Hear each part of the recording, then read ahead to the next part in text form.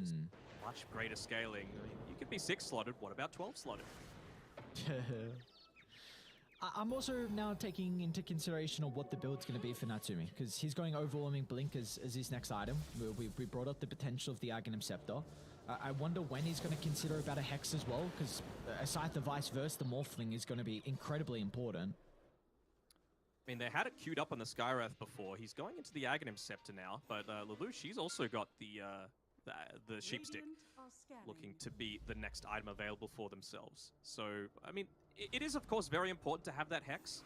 Can you look to go into something like a Lincoln Sphere at all for Morphling? I mean, he's kind of fully kitted out here. He's just gone for more damage right now.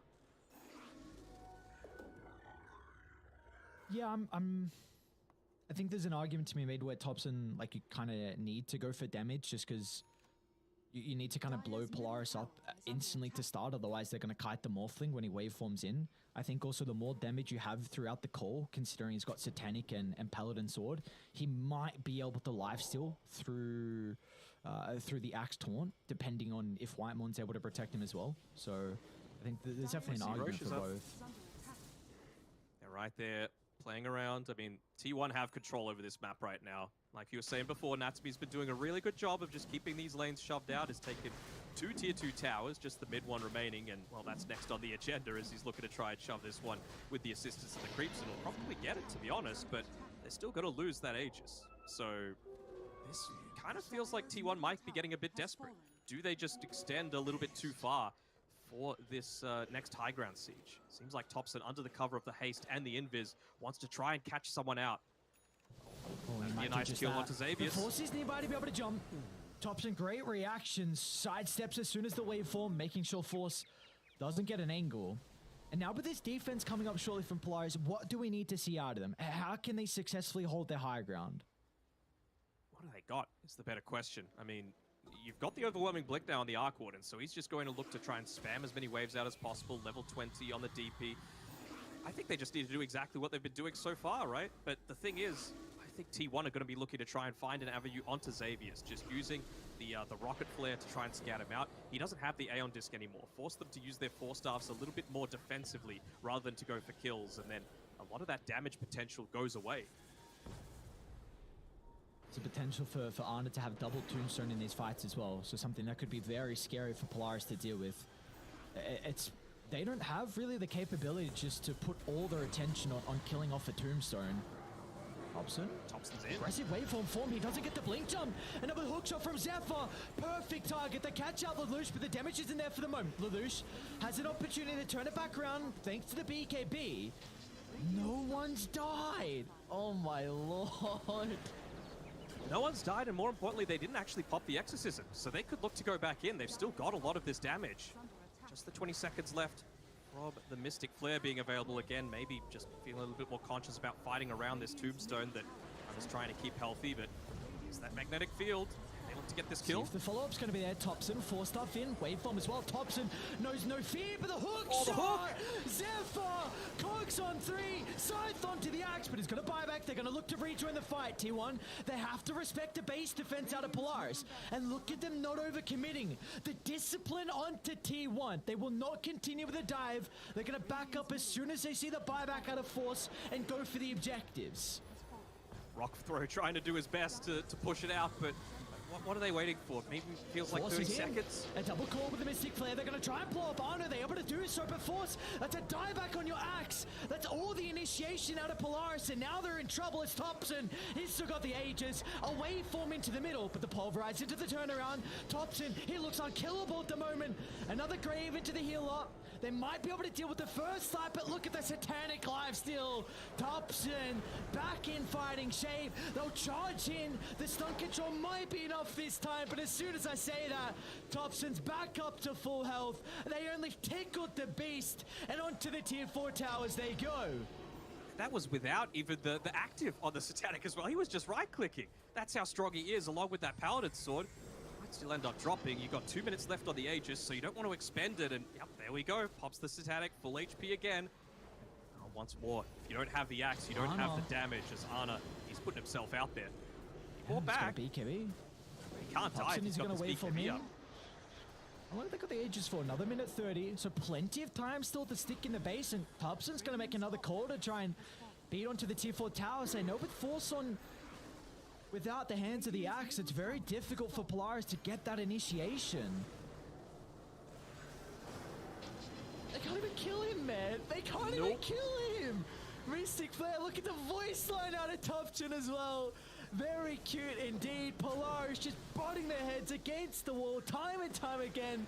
But the Morphling takes the tier 4 down. The throne's exposed. No one is going to die in tier 1 on this last assault. Last chance with the Force axe. is alive. That's an incredible jump. The damage. For the call, there's no damage there.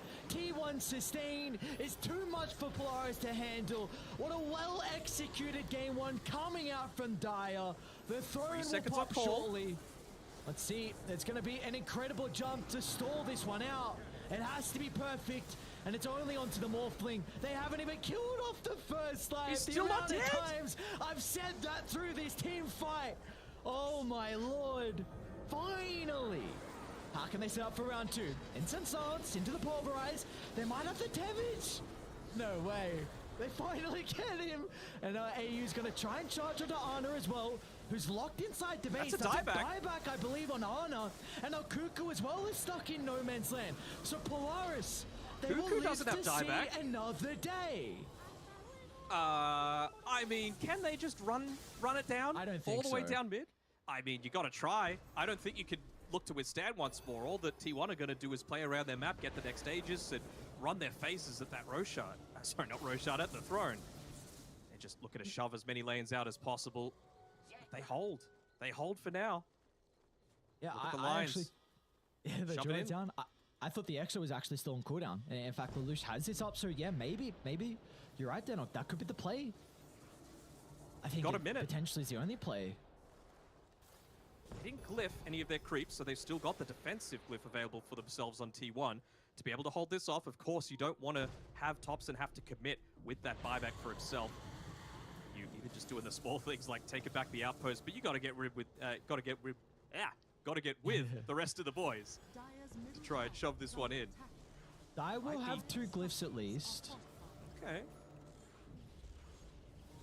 Axe as well for Xavius. They didn't bubble the catapult. You know what? It's fine. Okay. Mistakes happen. Okay. But they're probably not even going to get a tier 3 out of this. And there's a DD bottom, which Polaris have information about. So maybe this is a little bit of a fake back of their own that they're going to be going for. So this is something that could potentially catch T1 off guard. You have the Linkins now. Oh, a couple Dagons as well from Natsumi. And a Blade Mail too. These is they definitely have the capability to blow up the Morphling before they're caught out. They need to play with the Reserve Ward by the top jungle. There is an opportunity now for Polaris, but you need to get the jump onto TOPSON. They've got well on Natsumi, so with all that amped up damage, everyone could just explode with this Dagon. Level 4, not quite maxed out yet, but it does feel like the time for the all-in play. They're clumping together. They're making sure that people aren't going to get picked off on their own. TOPSON gets up to the level 25, so just even more of those waveform charges to be able to play around with the juking potential, holding on to a really defensive item with this Trickster's Cloak. Yeah, this is AU's ward as well. They saw exactly where he was. They're all together. They're going to counter smoke. Zephyr on the Vanguard. Ooh, Xavius Xavius can't on the get front caught. as well. Force in a position where he can counter-initiate. They're going to get the vision thanks to the Rocket Flare. Force is a big target if they can jump in first to stop the blink. But he's out to the left side and now Zephyr's on the prowl. Moving forward with the jetpack. Natsumi's going to be in with the Dagon though. Forcing out an early use of the Aeon Disc and it will push tier 1 back now. Someone has to address this top push, however. Lelouch doesn't quite have the boots of travel, so he's going to need to just quickly do that and immediately look to join back with the rest of the team. Roshan, potential for respawning in 5 seconds. That'll have all 4 of those items coming through, and I mean, would that be a big benefit for Polaris? I'm still of the mindset that this Exorcism, if you could get the Aghanim Scepter onto Lelouch, is going to be enormous. All the time that you're spamming out these spells is really effective. Do you actually have the Boots of Travel coming out to him now? No, it's a Blink Dagger instead. Okay. Who do you feel like he's trying to jump at the start of the fight here for the Death Prophet? Gotta be Dazzle for mine. Like, you've got Blink Dagger and Force Staff now on Whitemon. You just want to try and get it on top of him, get that silence through, and force a Lotus Orb to go on a not as ideal target, I suppose. Even Zephyr's holding on to the Witchbane as well, so multiple ways to be able to protect against that silence coming through. I guess even the Blink gives you a secondary option to even jump TOPSON, because before it's solely been the Axe, and whenever if they get the Rocket Flare on Force or even the hook shot onto Force, then all of a sudden he can't be the one initiating. But now you can potentially jump in and find that start, because you were mentioning the Linken's Pride for TOPSON as a potential. He still doesn't have this just yet, so putting a lot of emphasis on the supports being there to keep him alive in the reactions. Radiant are scanning. Look at this. Never say They're going die. to see him under the ward shortly. If he goes for this next wave, they might be able to catch him out. They should It's a see big the TP opportunity coming here for in, though. Polaris. That was the real Natsumi as well. They see him again. He's on the ward. Force gets a jump. The missing flare up with the burst potential, the chain control. It needs to be perfect. And they cull him down throughout the Great TOPSON. Out to the left. Back in with the BKB. And the Morphling's okay. Now Polaris. How can they continue to take the team fight? They don't have the damage to deal with the Morphling. Now that he's back up to full health, TOPSON can stand his ground. Beat onto Polaris. They've even got Ana nearby too. 4,400 health on the Undying. Just chunking down one member after the next as T1 they survived the last attempt, and now they can walk it down to close out game one. Yeah, he was doing his best to try and cut these lanes, but won't be successful. They're going to go for the safer play as well, getting that fourth Roshan. I almost feel like they could have been able to do this if not for Whitemon and his great positioning again. You know, the shallow grave into the heal with the extra range from the Psychic Headband. Force staffs him away, allows him to get off that BKB and the Satanic and survive. But for me, he's been doing a really good job so far this game, Natsumi, but he only had the Tempest double in the middle of that team fight. I know it's risky. I know if he dies on the real Arc Warden, the game is over, but honestly, it feels like if you did kill TOPSON there, the game was over anyway. So just one small mistake, maybe preventing them from having that additional damage to be able to fully 100-0 that Morphling. And who knows, potentially as well, TOPSON with the Trickster Cloak was enough to that extra magic resistance. He went for the magic resistance at level 10, so maybe that was enough just to help him survive through the combo. Another thing to mention is we see the Scepter on the Clockwork. First time I get to see this. It's pretty obnoxious how many rockets you're able to fire out. You're like machine gun punching people inside your cogs as well. The AoE battery assault, pretty cool too.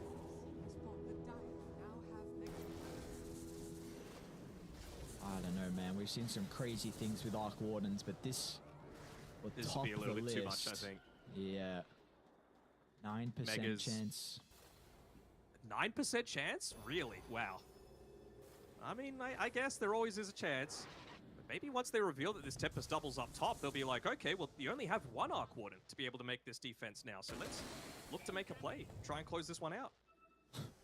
What is this rocket flare, dude? What the hell? I think they're just trying to wait for this Aeon Disc on Zephyr to allow him to go in without as much of a concern. Now, even if they get this smoke off, they try and pick off a target, he'll have that defensive capability. Brother. They're picking out TOPSON, but I don't know. man's got ages. Let's see. They jump in with the Hex, the Dagon Burst as well. They might be able to deal with the first life. They'll drop the Cull, but the counter initiation's going to come out. Instantly, Zephyr's into the middle to try and disrupt them. Pushing back Polaris so TOPSON can respawn and set himself up for round two. As Polaris have successfully killed off the Aegis advantage, but can they kill him another time inside the base? Do they need to even go on T1? Like, can they not just wait for a mistake to come out from Polaris? You've got Megas. Oh, that could be the mistake. Xavius, he moves a little bit too far forward. Ana's going to be in with the right clicks. Tombstone dropped. And now with the throne exposed, T1, they could just make the call to deal with the buildings instead of the heroes. Ana, well, he wants more blood. He wants to stack up the decay. Protected with the BKB and the Lotus Orb for the moment. It's going to be cautious how low he falls, but the Cheese giving the bonus health back for the moment, so Ana's going to be okay. Throne's Polaris, exposed. They'll successfully retreat inside the base, but the throne's falling fast. The bubble will buy them some time, some valuable seconds. Tempest double available again. Dagon 5 with the Octarine. They just want to be spamming out these abilities off cooldown if they can Again, get it. They found TOPSON. With Whitemon. Beautiful force stuff once again out to the right side. TOPSON's going to be alright. They've been able to reposition. They need to keep their eyes towards the throat because it's falling low with the creeps. It's exposed. TOPSON, he can just waveform in. A bubble once again along with the glyph. They'll kill off Zephyr, but they need more heroes down in the grave.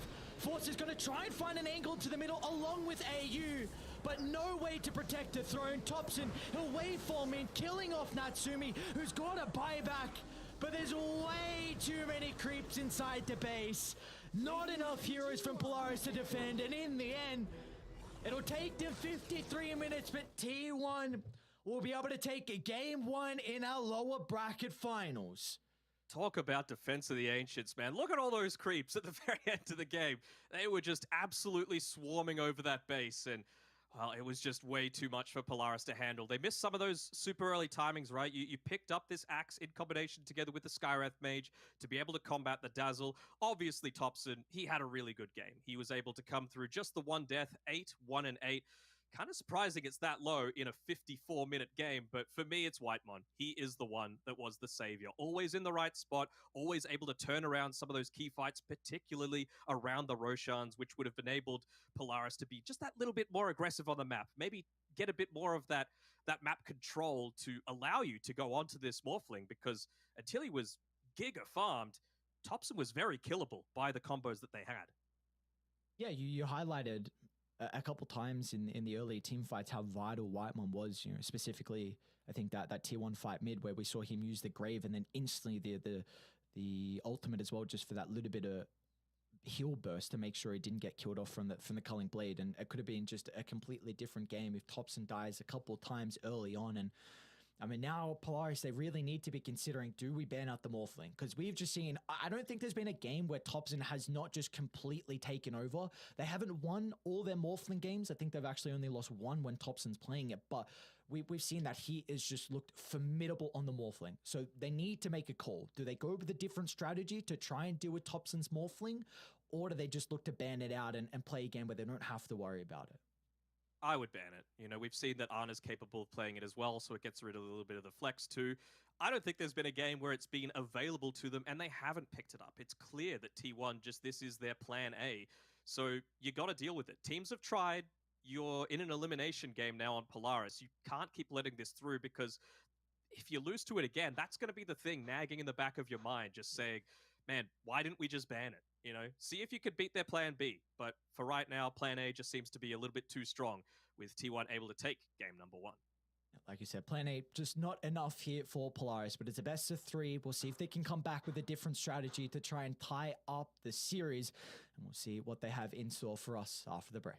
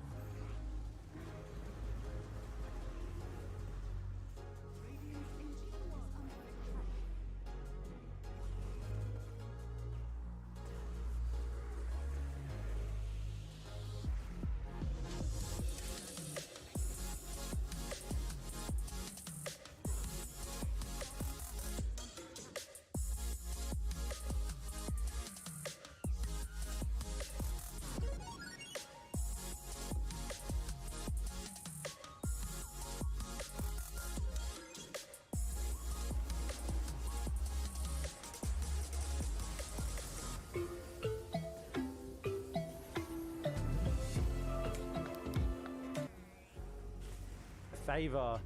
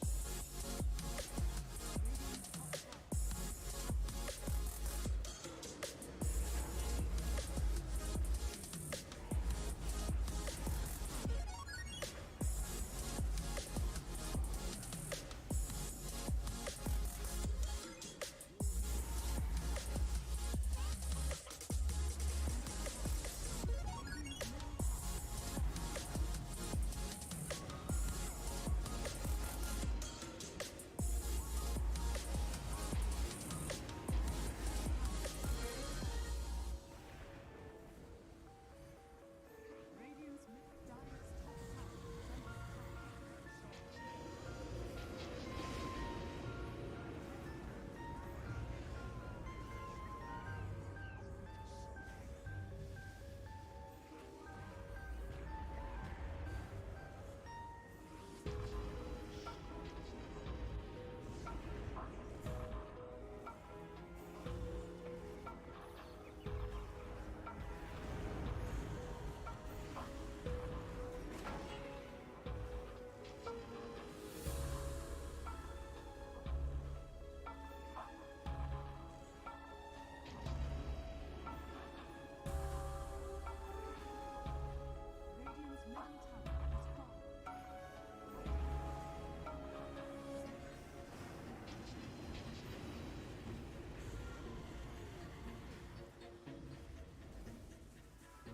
Esports is what we live and breathe.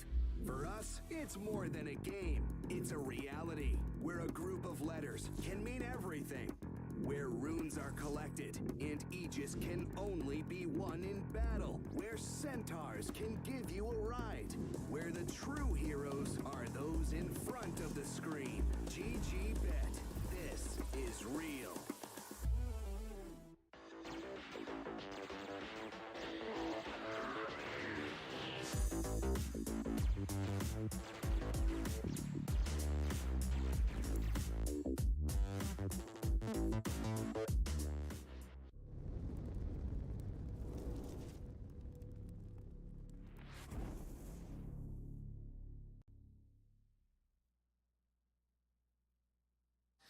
And we are back with some more action here for the lower bracket finals. The draft underway very shortly. Polaris taking on T1. Deno, what do we need to see a little bit different out of Polaris in this next game? It was a tricky start for them where we saw T1 just get off to an incredible start off the back of the laning phase, and it felt like they just had so much map control. And honestly, if there wasn't an Arc Warden in that game, potentially game one would have ended much sooner than what it did. So what do we need to see different out of Polaris in this second game? Do I need to say it again? Do I Let's need hear to it really again. say it? Ban the Yes. Morphling. Ban the... Get it out of here. I don't want to see any of it. Just as a bit of a sneak peek as well, it's T1 once again that are going to have the first pick. So if you let them have the Undying, they're probably going to pick the Undying. If you let them have the Enigma, they're probably going to pick the Enigma. So you can't get rid of everything. You can't, like, Marcy's going to potentially be in the pool as well. So it's just a matter of what do you think you could beat the most? I feel like Marcy is beatable. I think you need to make sure that you're determining like what heroes are going to be able to pair that make Marcy a lot stronger. But Morphling has been shown way too many times with way too much success for T1. Just get rid of it. And I feel like if you want to let the Enigma through, fine. Let the Enigma through. They've shown flexibility for it, but I feel like there are a variety of options for it versus something like the Undying, which you tried to counter somewhat with the Skywrath, but then they just switched up the lanes and then it wasn't quite as good. So I would probably say Undying, Morphling are the two that I would be looking to get rid of. Okay, interesting. I'm going to take a different approach where I kind of mentioned a little bit in the game one draft where I think Polaris really need to consider if they let the Undying through and the Morphling through. I think you really need to consider about Ancient Apparition in the 6th, 7th pick. It's a hero that is getting picked a little bit more often. It will be able to... Okay, so if T1 go first pick Undying, you go AA +1, you can even really consider AA plus Faceless Void. I wouldn't hate that, or at least AA plus another way to set up for Ice Blast. And then if TOPSON picks the Morphling into that, you say, all right, if you win the game when we have an Ancient Apparition, probably one of the biggest counters, props to you, man. You deserve to be in the grand finals. You need a better counter. I get what you're saying, but T1 are smart enough that they're not going to pick a bunch of these sustain heroes into an AA, right? Like, we saw TOPSON pop up on his Queen of Pain when they went down a similar sort of route, where they were just like, all right, well, let's pick something that's going to be good against the Morphling. And then he just switched it up entirely and went for a much more conventional-looking draft. I feel like T1 are at their strongest when they go these unique styles, these unconventional stuff that you're not used to playing against. I was talking before the entire series that, you know, I'm sure T1 have been avoiding a lot of these scrims because it's the power of the unknown that makes them so formidable. If you make them play normal Dota, at least you're familiar with it. I think there's also something we can look at is potentially if T1 go the Undying, and if the Marcy and Enigma aren't banned out, then we could see them go down that route if you are Polaris. Because they play incredible Marcy over on the position 4, and also Force has a formidable Enigma as well. I was a little bit surprised they banned it out, obviously worried in general that Cuckoo can play it at a high level as well. So you could honestly just leave a lot in the pool and just hope that you get something, and more than likely that's going to be the case. And well, we do have our second draft underway, so a lot of what we are theory crafting will eventually be shown on the table. Yes, and there you go. It's okay, gone. There we go. All right, so I had two strats. Morph Undying goes away, or you get rid of Morphling plus some other hero that's very T1 specific that doesn't overlap with your hero pool. I'm still fine with this Enigma. If they Undying, now you're able to pick up the Marcy +1, you know? So it's not quite so bad. Maybe you go, I don't know, Viper Marcy, DP, for example. Yep. Marcy DP, Viper Marcy. Yeah, something along those lines, right? Where it's still really strong. They Undying. Let's see what Polaris have to counter this. They have to know it's coming, so I would be very shocked if this isn't like an instant 1-2 punch. Radiant team pick. T1's turn to pick. There's the Marcy. I wonder, T1 have often liked to pick up when TOPSON's hero isn't first phase in the Morphling. They have been going for Arnis hero pretty often with like the Lone Druid, but it will get rid of a lot of flexibility with the Undying, so maybe that's something that they won't consider. I actually want to look back when they picked the Lone Druid. It was Enigma Treant first phase, and they picked Marcy Lone Druid against Talon as well. Mm-hmm. Didn't win. No, it did not. So what are you going to go against this Lina now? You have multiple options, right? Something that dives onto Lina and bursts her down really quickly, like a Spirit hero that's able to do okay in the lane. Or you could go down the route of potentially a Death Prophet, you know? Just something that's able to go in pretty early on, do a lot of that damage. You've got some healing that's going to be coming through from the Undying. It does okay against the Lina. They Beastmaster instead. I don't hate this either, you know? Gives them a lot of that push. It might now be flexed to be in an Undying position 5 instead. That's, you know, just able to group up a lot more around the healing components as opposed to the pure right-click damage coming through from the decay. T1's turn to Yeah, because we have seen that a lot from T1 in their lineups where they still do not draft a lot of team fight, and we had the opportunity to cast that T1 Talon game where I was just mentioning the Druid. They went, you know, Marcy Druid, Dazzle, Invoker, Venno. Like that's a lineup that doesn't particularly want to go later on. So, and also a lineup that didn't have a lot of team fight. So this could be very similar in this second game. I'm so sad, actually. We don't get to see the TOPSON 5 Wraithband sniper in the mid lane against the Lina. You know, back when he was the one innovating that one, he was just dumpstering. That was back when he was living in Malaysia with his missus after a long period of success, making pubs hell for all of the C pros out there. And it trickles down, you know, like we were saying before. Mr. Boom CEO Gary, he didn't get his wish last game of a normal-ish looking carry. Let's see if he will this time around. Right, even Natsumi put out a non-normal looking carry in the Arc Warden. So it's traditional-ish, you know. Sure, Like, yeah, you are out of right, the meta, definitely. but yeah. That is a good point. Definitely, it's out of the meta, but it is more your traditional carry. But yeah, still, I'm really hoping we don't get an Arc Ward in this game, to be honest. You know, there's a couple of heroes that are fun to watch and fun to cast, and there's a couple of heroes that are not fun to watch and not fun to cast, and potentially Arc Warden can top the list of the ladder. Polaris have a lot in mind of what's going to be good against this Lina. Of course, the puck is another one of those. I still think they can go down the Death Prophet route, to be honest, on T1. You just get a few more points into the Crypt Swarm as opposed to the Spirit Scythe, and you're never going to be getting close enough to the Lina to be able to trade effectively, at least in terms of that Siphon. And you can rally around the Beastmaster. You don't need to be that hero that runs in first, you know, and you've got the save through from the Undying. So I would really like the DP here. For Polaris, where they're probably going to look to follow up on this, is they need something that's going to be able to deal with this Beastmaster relatively well in lane. So it's a good ban of the Phantom Assassin, one of the better heroes at doing that. Ooh. Wyvern's pretty decent as well. I really don't hate this. You've been asking for the Wyvern a lot, and finally we get to see it in our second last series here. Ooh. We also get a little bit of Season 2 of Dota Dragon's Blood coming through here with these three heroes on Polaris. The power of anime. Maybe they're thinking that's going to be able to help them out. I mean, it's not really a spoiler. We're a season old, bro. I haven't watched season 2 yet. Spoilers. You haven't watched Season 1 yet, don't you? Lie. True fan. Expose him. But with this Wyvern, what do they want to pick up? I mean, we're not going to get the PA like we were saying before. Viper's gone. Can you just like bristle into this? I feel like even though it's against an Undying, it'd be pretty decent. Maybe not now so Probably much. Snap. Obviously. Yeah. Snap No, pull. I'm talking about the. Sorry, I'm talking about for Polaris. The position one is Okay. what I'm really looking at. Yeah, the snap makes a lot of sense, right? You're always going to be far away. Marcy probably isn't going to be able to get that easy jump onto you. You could get kills with the Roar plus kisses. You could get the Faceless Void Chrono plus kisses. So yeah, I would like it.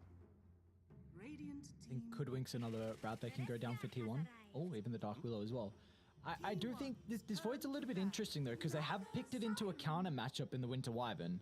The Curse is a very good answer inside the Chrono, and they don't have a lot of damage on the outskirts as well. There is some synergy with the Beastmaster bonus attack speed in the inner beast, so potentially Arna late game won't need damage in Chrono if he can do it all himself, but I guess then you can just cold embrace him. Now you've got an even better response as well in the Naga Siren. This is a incredible pick coming out from Polaris. Not only do you have ways to be able to set up for your team fight if you use the song aggressively, you can just move in, set up for the Curse or the LSA, but you can send the illusions to deal with the Tombstone. You've got a lot of physical damage to deal with the summons in the lane from the Beastmaster, and Natsumi plays a pretty goddamn good Naga as well. I feel like you're just going to go the Wild Axes build in the lane, though. Naga's got an incredible amount of armor in the laning stage, so I feel like you're going to need that. It's going to clear the illusions a lot more easily as well. So I'd have to say that that's how Cuckoo's going to be looking to play this. But yeah, the big thing that you were talking about with the Chronosphere, all Polaris need to be mindful of, essentially, is don't have Wyvern and Naga both get caught inside the same Chronosphere. If Wyvern gets caught, you can Song. If Naga gets caught, you can Curse or you can Cold Embrace, right? So they have options to be able to play around this. And I mean, even going down to the extent of if Lina doesn't get caught, then you can actually look to pump damage into the Faceless Void while he's inside the Chronosphere because your attack range is just so ridiculous. 10 seconds think- remaining. Zeus might be a potential ban here for Polaris, and Lesh is, I think, something else you're considering as well. Because whatever the pick is going to be for TOPSON, it needs to be an answer to the Naga illusions, because you do not have that at the moment. And it would also be nice to have some damage inside the Chrono as well. So is there anything else you can maybe think of but those two heroes? They can still DP, man. Crypt Swarm does enough against the Naga Siren, I think. DP into Lina, I think, is not the greatest matchup. It's I fine. think the lane It's is fine. There's no Okay. good matchups against Lina. It's fine, you know? deep. Yeah, okay. I think you, as long as you can get an armor item, then you should be okay. But like if Lina Is Zeus goes there? like the right click build, then you might have some difficulties.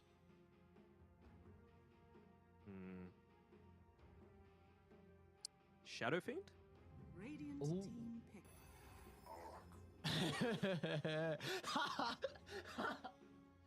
God Two damn it, Tyson, games what in the a hell row. have you done to me? Mm-hmm.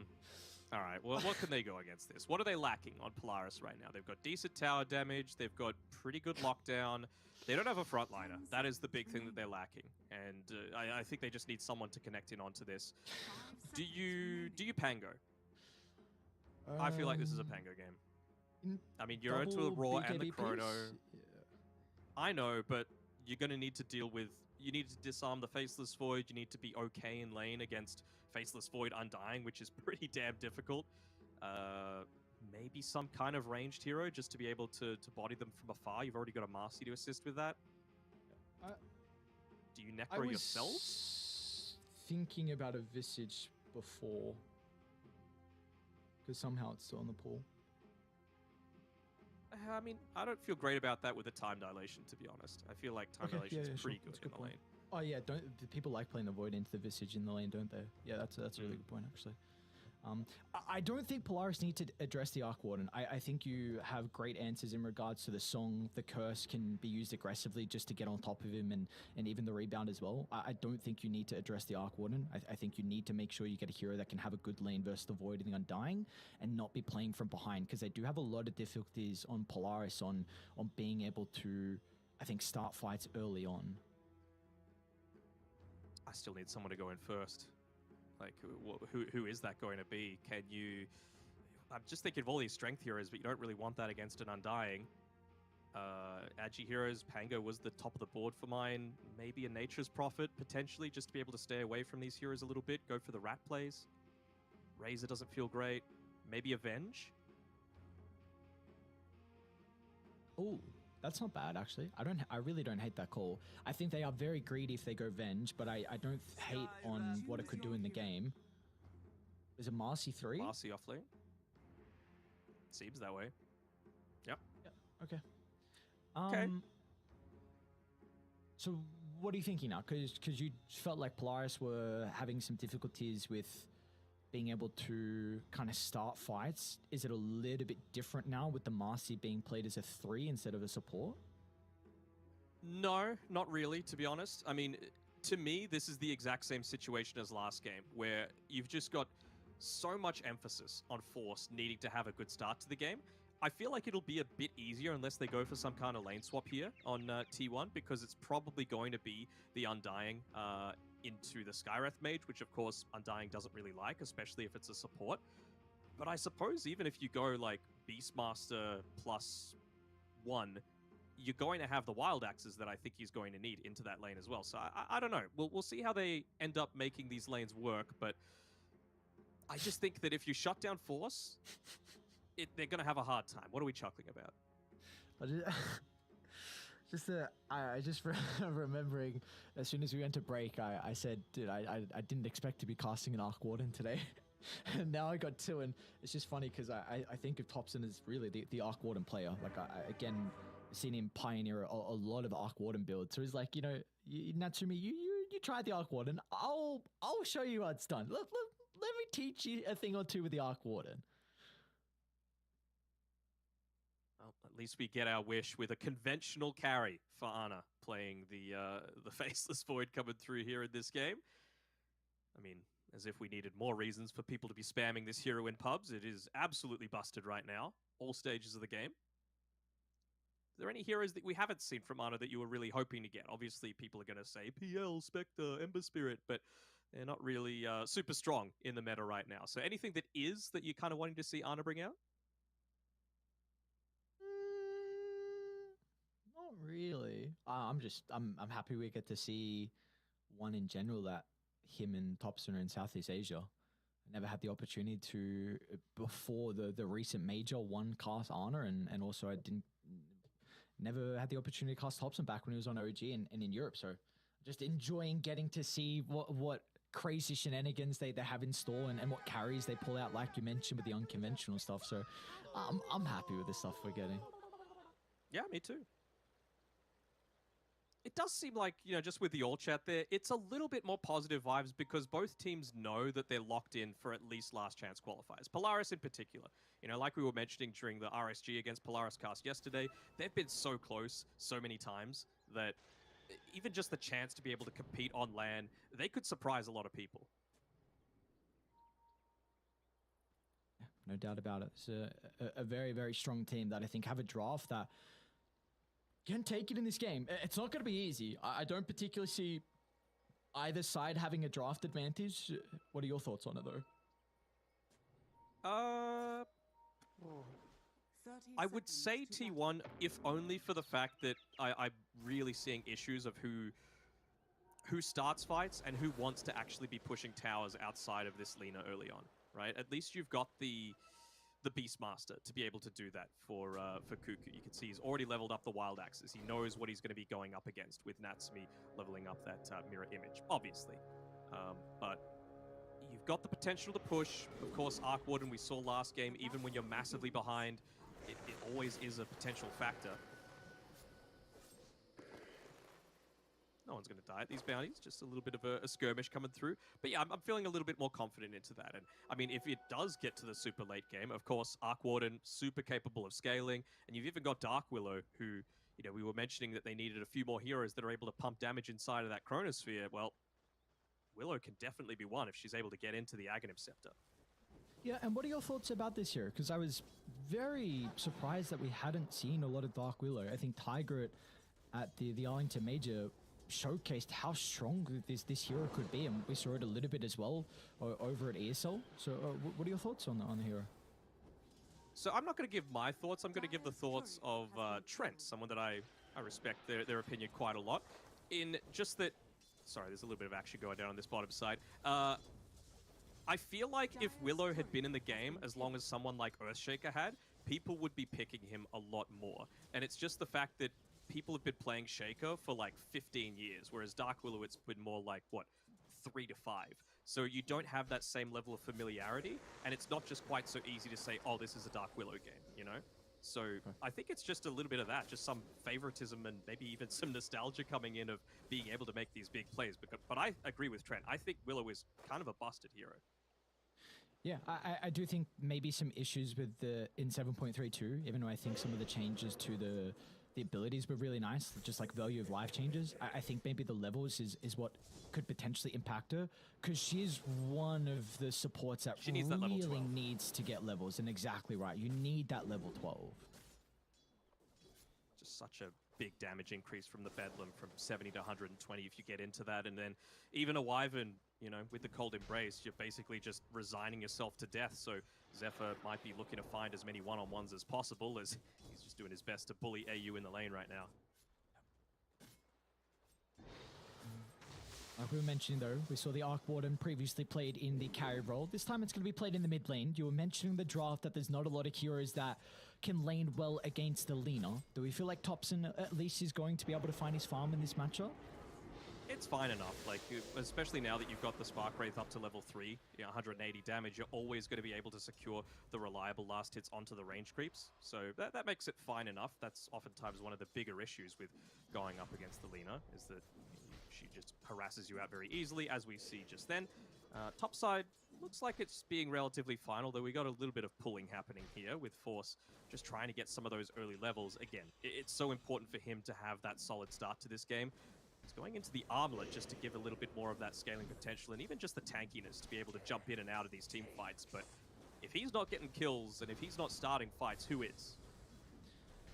Do we feel like there's going to be a stage in this top lane where Polaris can play aggressive instead of just looking to continue to cut the wave? Because we were mentioning, like, this Skyth Mage is a very good lane matchup versus the Undying, but the Undying also counters out the Marcy very well. So do we feel like Polaris will ever have a stage where they can kind of play the normal lane?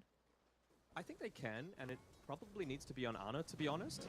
But they need to get a few more right-clicks in onto Ana. I feel like they've just been a little bit too passive about that in the laning stage. He's still got 3 tangos to play around, and Force never wants to go forward and try and trade with him. It's going to need to be Xavius doing that.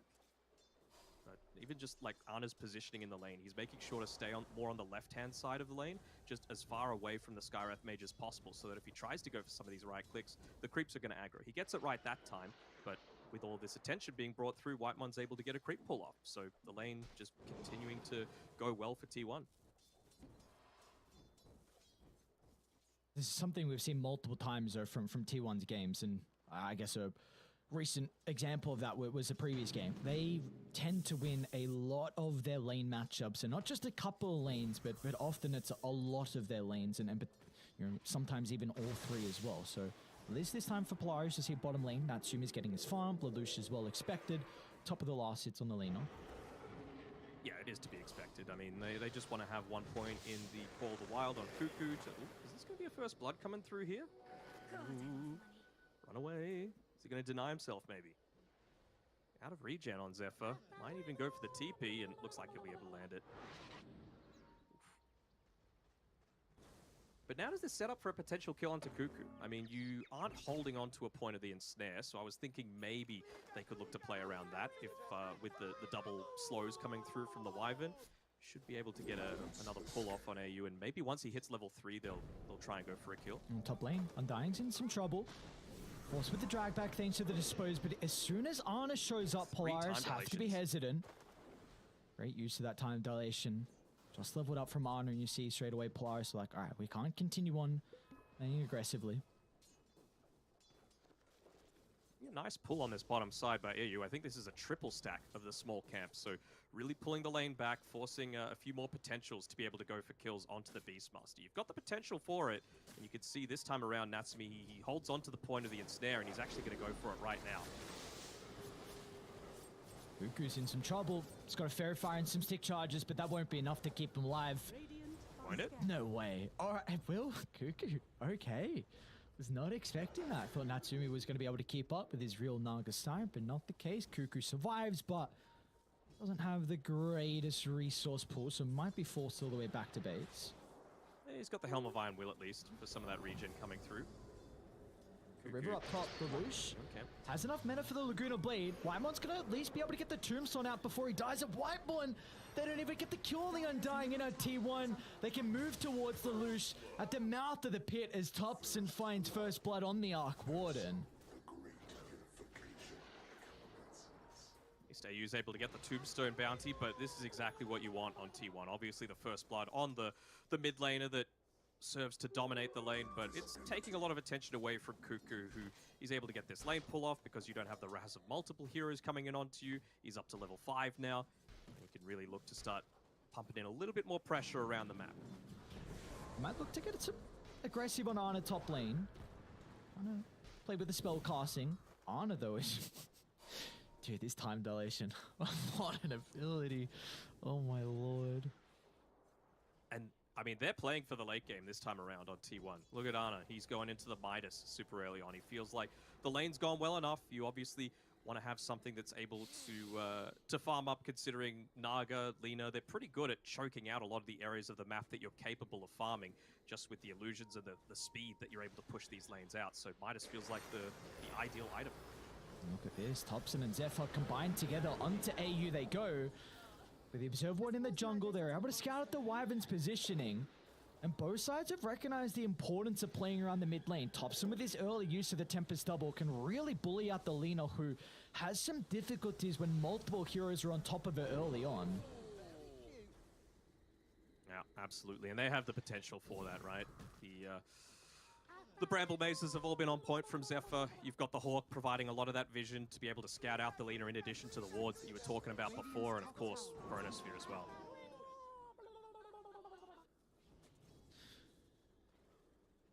You were just mentioning as well about the scaling potential in T1 in the late game. Do you feel like Polaris can't match that with the heroes they have? Because I feel like they have a really strong late game on Polaris as well.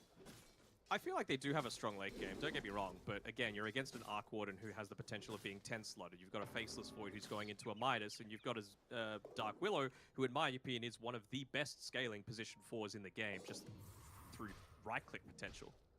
I mean, against a lot of high armor, like on the Naga Siren, against Lina, you're going to be able to outscale her. Cold Embrace is going to be useless. You've got a Chronosphere that you could just use to pump damage in. Then it's going to come down to the importance of Polaris being able to get on top of the Arc Warden, because I do think they have answers in the Chrono, at least against the Void's damage, but it's going to be the question of the magic damage. And well, speaking about the Arc Warden, TOPSON getting very aggressive this game, making early maneuvers with Zephyr into the jungle. Lelouch has a Fairy Fire also to play with another round of the Spark Wraith will connect. They're doing an incredible job to slow down the Lina's game. Yeah, and this is the power of the vision again. Not even from a Hawk this time. Just a decently obvious Observer Ward there, placed down by Zephyr previously. Completely scouting out the movement of this Lina. Been bullied out of the lane, and now you've even got well, I was about to say a little bit of danger of the mid tower being under siege, but Natsumi, he's the one person that's having an exceptional game. right now. I mean, he's just having the time of his life, farming up a lot of these early items, going into the Manta style. They want to try and rat out this map as much as possible because for all that they're good at, Undying, Willow as supports, not the greatest at being able to push out some of these side lanes. Even the Faceless Void to some extent, at least until he's got the Maelstrom. It does feel like it's going to be very similar here for Polaris, where it just comes down to their pickup potential. We might see that be the case as top lane force, but look at the bait. Ana, they were already in the tree line. He gets the double chrono. Now Tempest double will join the party. They'll target down the Sky's Mage first, and now they can look to avoid force. However, he's able to bring down Ana before they secure the kill. Some incredible armor toggles from force. He'll do it again. The Marcia will reign supreme throughout this skirmish. Beautifully done from Force. Some individual brilliance, and that's what they need to net them apart from the lads on T1. Now, I thought he was about to die to those to that creep wave between an armlet toggle after that all, but no, fantastic play coming through from him. It was a great bait as well coming through from Ana. But yeah, clearly just not valuing the armlet build. It's not super traditional on the Marcy these days. A lot of them look to try and itemize into that super early BKB. Doesn't even have boost, right? Just on the rebound. What is this? He's man fighting. Zephyr's got 6, so there is kill potential. Is under attack. Ramble, not gonna connect. Also, if he gets another armlet toggle off, he might be okay. They're gonna go onto the tower though. With the Bedlam damage and the Arc Warden, they will not get the kill. Ooh, careful there, sir. Radiant's top tower is under attack. Lelouch was about to say he's coming top to potentially look to defend against this push.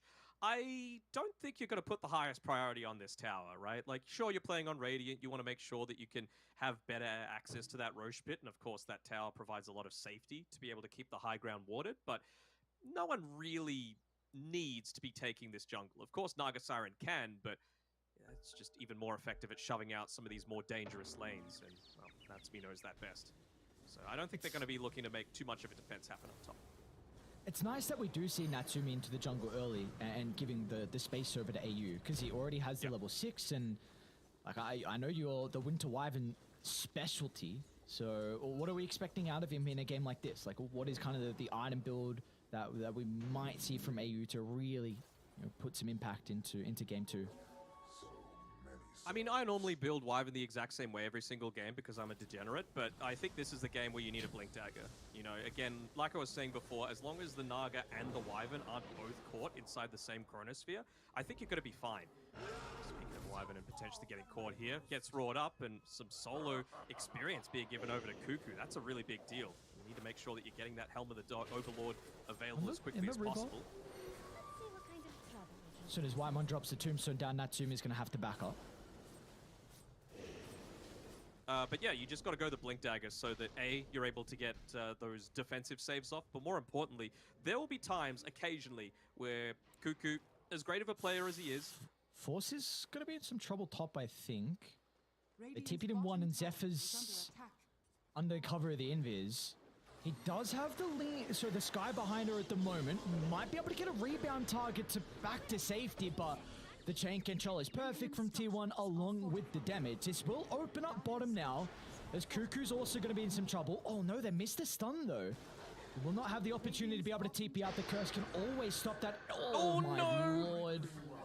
Let's see if he goes for a TP out. I think they'll still have the damage to get the kill afterwards. And it looks like they will. Cuckoo's not even going to make the attempt. They might lose AU. Golden Brace will buy him some time, but in the end, at least they get the tier 1 tower here for Cuckoo. Do indeed.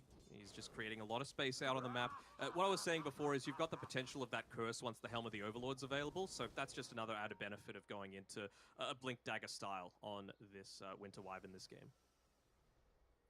Looks like he might just be going into the Tranquils first, so None to burn. it's just for some ability to stay out on the map. Of course, that is very important whenever you're going up against this roaming sort of lineup where you need to be able to respond consistently. So a lot of the Look time, at the positioning from the T1 supports. Oh, they're going to pounce up. They know exactly where they are, ready to take the fight, as Natsumi's going to come from the right side as well, blocking out the escape avenue for the Undying. But at least Zephyr will survive with the TP. So that's 4 heroes on Polaris forced to this area of the map. At least they'll get the Tombstone kill as well, so a little bit of extra Dire's gold. top tower is under attack. specifically because it's for Force as well, right? Like I mentioned before, he needs to be your initiator. He needs to make sure that he's got the best game imaginable. don't know if they're going to be rotating anyone top because they see that both Force and Xavius are playing around this area. But no Mystic Flare to play around might lead them to think that they could go for a defense, and well, that seems to be the case as triple smoke coming through here from T1. Cuckoo, it's the art of the bait, right? Just putting yourselves in this super vulnerable position that isn't exactly so. And look at the vision they have on T1. The Hawk in the lane scouts them out. Xavier's going to go on the tree line, force down to the south, and the TP from AU. They want to fight, but T1, they brought the numbers to the skirmish.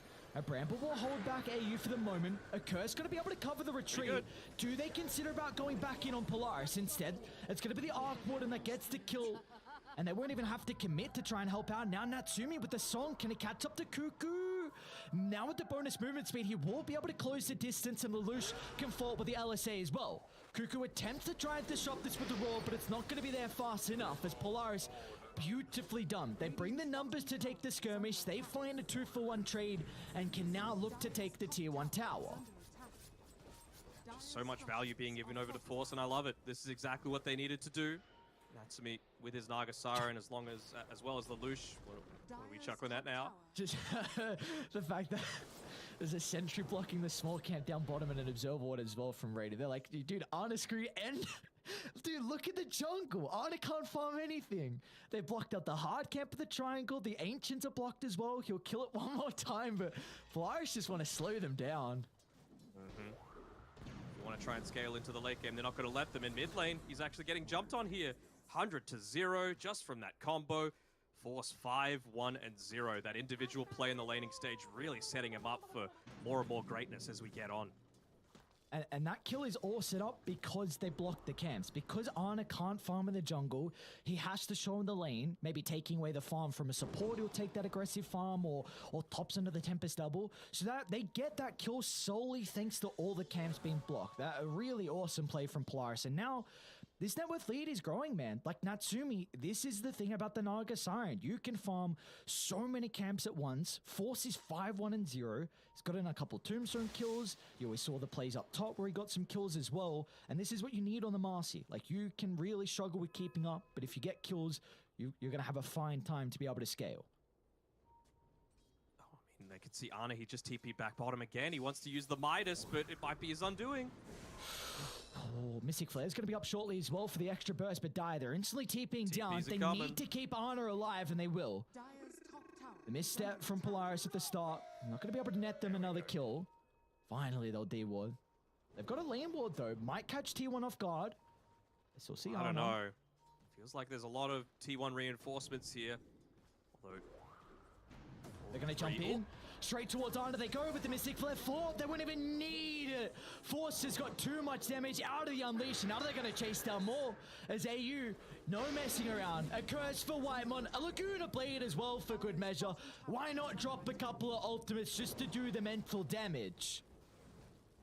Realizing that they don't really need the Naga Siren. He's just doing a good enough job of pushing out these other lanes with himself as well as the illusions. The Manta style to be able to just keep spamming out as well into the lanes. No pressure really coming out from this Beastmaster right now, but I suppose they're just looking to play around the Helm of the Overlord as much as they can. Another pick-off, thanks to another ward. The Vision game was a big reason why Polaris were able to take down RSG yesterday. And this game too has been no different. Another reason, and even against the Beastmaster, who often has the Vision advantage. But I do want to mention the fact that we haven't spoken about TOPSON for a little bit of time. Like, he was getting very active early on once he had the level 6 and the rotations out from Zephyr. But TOPSON's been back just casually farming up the jungle, working towards this Mjolnir. What are we expecting out of him, though, in this game, maybe compared to Natsumi in the previous game? We're already seeing a difference in the item build, going the Mjolnir instead of the Glimmer Cape. But when does he feel like he could maybe start to show up to some of these early skirmishes? I think the Mjolnir is a little bit more important, where he even doesn't want to turn up to these team fights because you're dealing with a Naga Siren. Naga wants to be pushing out lanes with the illusions. And, I mean, you could kind of do the same with a Tempest double, but you want to be able to, like, leave something in the lane, like the Mjolnir active onto one of these creeps from the Tempest double so that it's a lot easier. That's a little bit deep. A little bit deep is definitely an understatement. I don't particularly know how he got there. That's a straight Maybe that they... That might have been a bait from Ana. just putting himself out there. He's kind of low. No, they haven't actually used the Mystic Flare, maybe thinking they could get the solo kill. You can see a lot of this movement coming out from T1. Whitemon playing down here alongside Anna, so they're not going to commit too many heroes. They are rushing instead. Ooh, tries to go for the solo pickoff, and well, the jump away looks like it won't be effective enough, where he gets caught out with the brambles, but definition of space created, right? Aegis given over to Lelouch. Very much struggled early on with multiple heroes on T1 collapsing behind his tower, but he's been able to keep up on his farm, and the Boots of Travel is going to further enable that. And they've dropped a ward down deep in the jungle as well. I believe TOPSON did scout out AU, so they have a good idea of the Winter Wyvern moving around here. But they need to play with this ward now here for Polaris. You've got the Aegis, you're ready to go with a lot of items as well, so you need to start getting some map control and slowing down the farm that T1 have been finding in their own jungle. The thing that I'm a little bit concerned about is that Marcy's still not the greatest. She's better now than she used to be, but she's still not the greatest at pushing out these waves. So I kind of want to see Cuckoo playing a little bit more around the bottom side with that Helm of the Overlord creep and forcing a little bit more pressure down away from their own objectives. I mean, Lelouch is just free hitting into a tier 2 tower at the moment, and I mean, TOPSON's going to respond with his Tempest double, but it really doesn't feel like they're all that scared of being able to take this fight with the Aegis and all the boys nearby.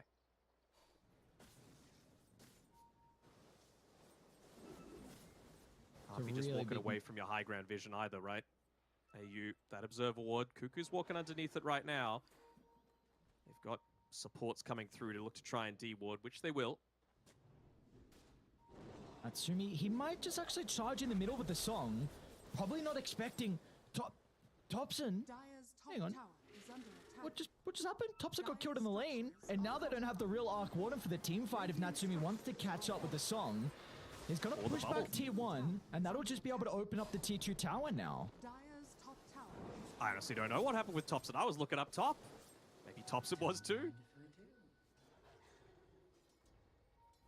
This is what we're talking about, though. Just put TOPSON a little bit more out of his comfort zone. I know he's a very capable Arc Warden player, but it isn't what they've had the most success on. You know, the Morphling spam, just get rid of it. Force him to go for something a little bit different that he hasn't had the time to adapt to over these past few days. Now, I'm really intrigued when Natsumi's going to consider the Scepter. I think it's an incredible item, and from what I've heard as well, can also hold that thought mid lane. TOPSON. Oh, they're just baiting. Look at the turnaround from Zephyr. A Terrorize onto 2.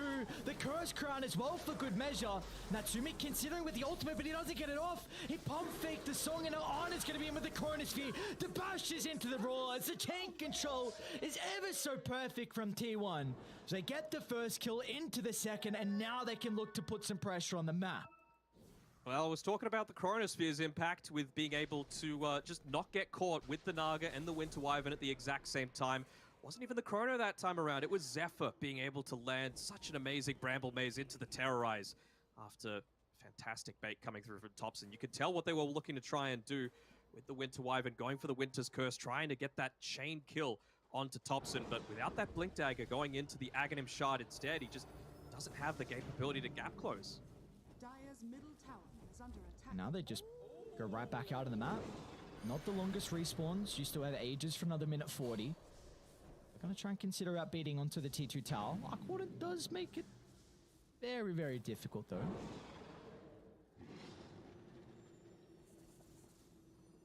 Lane's just getting shoved in. Ana playing around the bottom side of the map, wanting to make sure that he can direct a lot more of that attention away from the main objectives that they're trying to get with this this Aegis. Very, very easy for them to shove out a lot of these waves with the Wyvern, with the Lina, with the Naga Siren, of course. So, second tier 2 tower going down. I think they'd be happy enough just taking away all of these different outer towers on Polaris with this first Aegis. Still about a minute left on it. That's about the same time that you've got for the Chronosphere. TP coming in from TOPSON, just doing his best to shove the lane. I wonder if Ana might go for a bit of a lane cut here, or if he's just going to go for the next one. Have someone else shove out the lane, and then when they're least expecting it, they're spending a lot of time down bottom, which the real TOPSON is using to get that next key item. Actually don't completely get rid of the creep wave, though. Backdoor protection, not quite there, but illusions aren't going to be for much longer either. So it is still a bunch of wasted time as Ana dancing off in the trees will eventually get back into this lane. That's the side of a good carry, right? Making sure that you're not revealing on the map for as long as possible. And he likes to play on Dire, bottom right-hand side of the map, on Radiant, top left-hand side of the map, right as far into the trees as he can. It's the Ana spot. Who called it the Ana spot? Sebastian Debs. You see with how Ana's been able to stay out, he's got the level 15 now. Going to be working into the Lincoln Sphere as the next item. But Polaris, with this Aegis advantage, taking a lot of map control and increased the lead ever so minorly. Up to 7,000 now, but these 2 tier 2 towers have been claimed. And throughout that time, we've seen Force. He's been able to complete a Basher. You've got Lina. I think Shadowblade was the most recent item for the Lina. So they're getting a lot of items on Polaris. But again, Dire, they are still somewhat finding their farm as well. Now, will we finally have, once this Aghanim Scepter is purchased on the Naga Siren, the real in being used? Because it's so trash, man. Okay, from what I heard, it's actually not bad versus the Faceless Void. It can actually answer him inside the chrono. You've got a really long cast range. I heard it in one game. I think, I'll hold that. Lelouch down bottom might be able to solo kill Zephyr. Nice read. Might be getting chronoed as well, though. Be cautious, but instantly used to the haste, and he's just going to look to dash on out.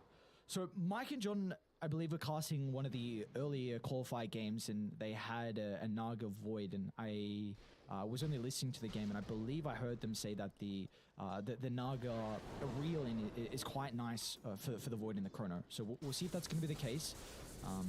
Because, of course, the song's a very good answer, but if he's got BKB, then it's a bit different. To me, though, I feel like they've got the tools to be able to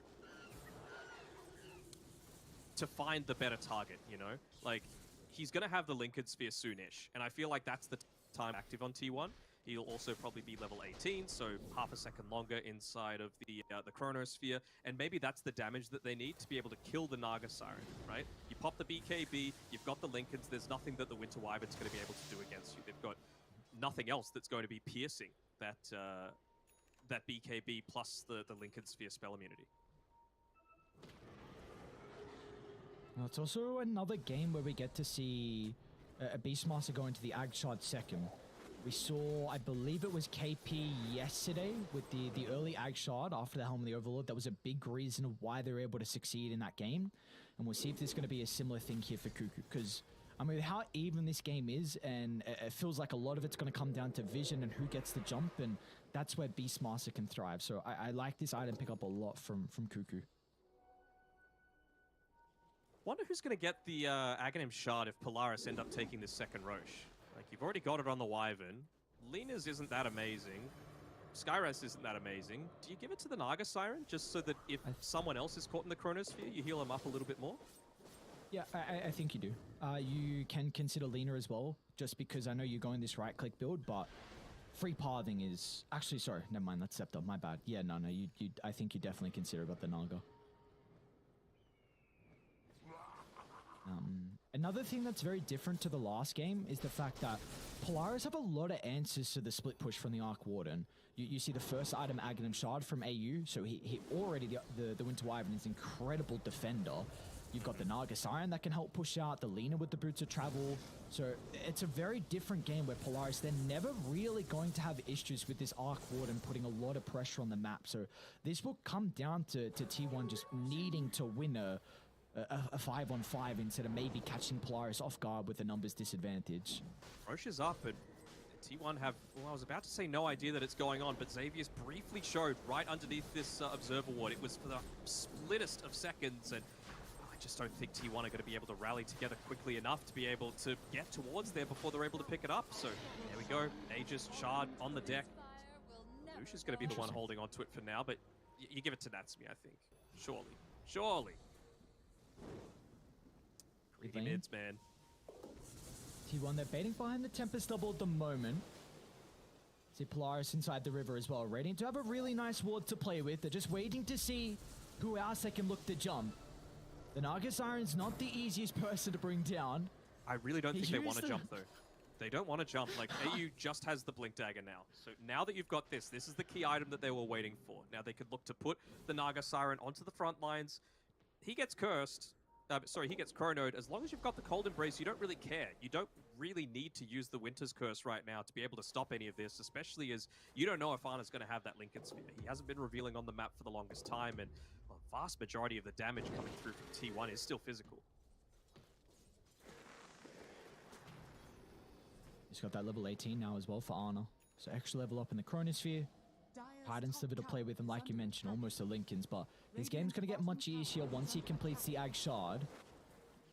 TOPSON, but it's just the double. Still a lot of gold. 240. Very nice. Still... It's all about the stalling game for T1. They've got the better high ground defense. They just want to take this game uber late. See if they can make the Faceless Void into the best carry in the game, which he has the capability to do. Of course, I mentioned before, the power of the Dark Willow, if she's able to get into that Aghanim Scepter for herself. I really would like to see Polaris consider a gem pretty shortly. With the towers that they've been able to find, and Roshan as well, like the supports are relatively farmed.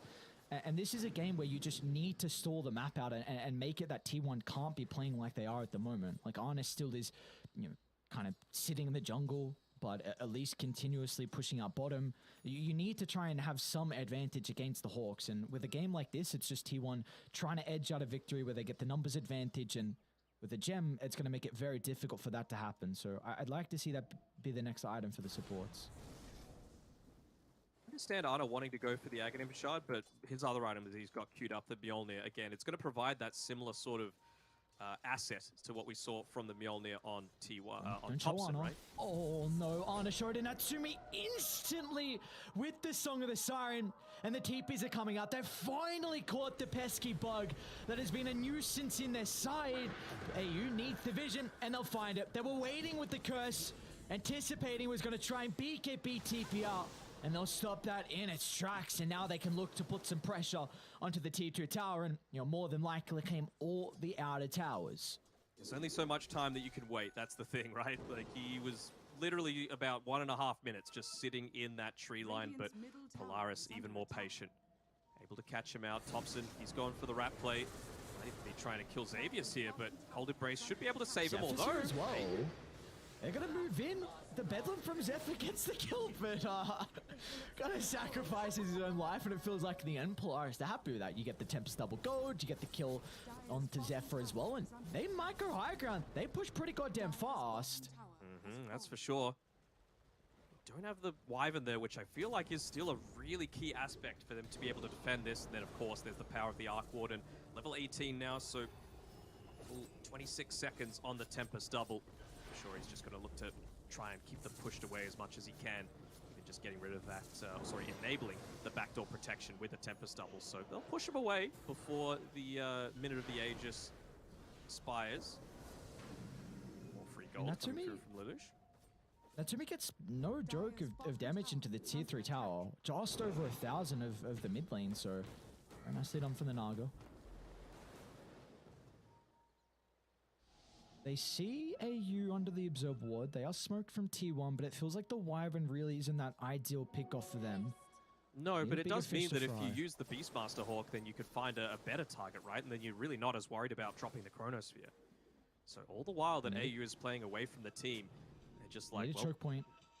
we play. That's a lot of vision. Arna, they're all grouped up, but the Chrono, it's on to 2. The Wyvern's not going to be nearby to protect him. Force tried to jump in to chuck him out, but he wasn't able to do so. Arna, though, he's got to be cautious. A Time Walk out to the right side. The VKB will hold it back for the moment. The Bashes from Force locks him into place. Arna still has a Time Walk to play with, but the VKB's expired, so now they can get on top of the Faceless Void and bring him down. And meanwhile, they've lost out TOPSON as well. All the Crawls are crumbling on T1. And now they'll finally deal with Whitemon as well in the backline as Polaris. They're just too far ahead. T1, they don't have the answer to them.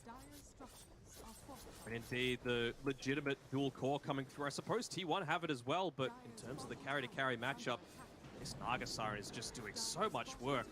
Can't really deal with it with all of these illusions, with a Dark Willow, with an Undying. Then probably going to consider going in onto those tier 4 towers potentially. They had to use a lot of big cooldowns to be able to even attempt that previous fight.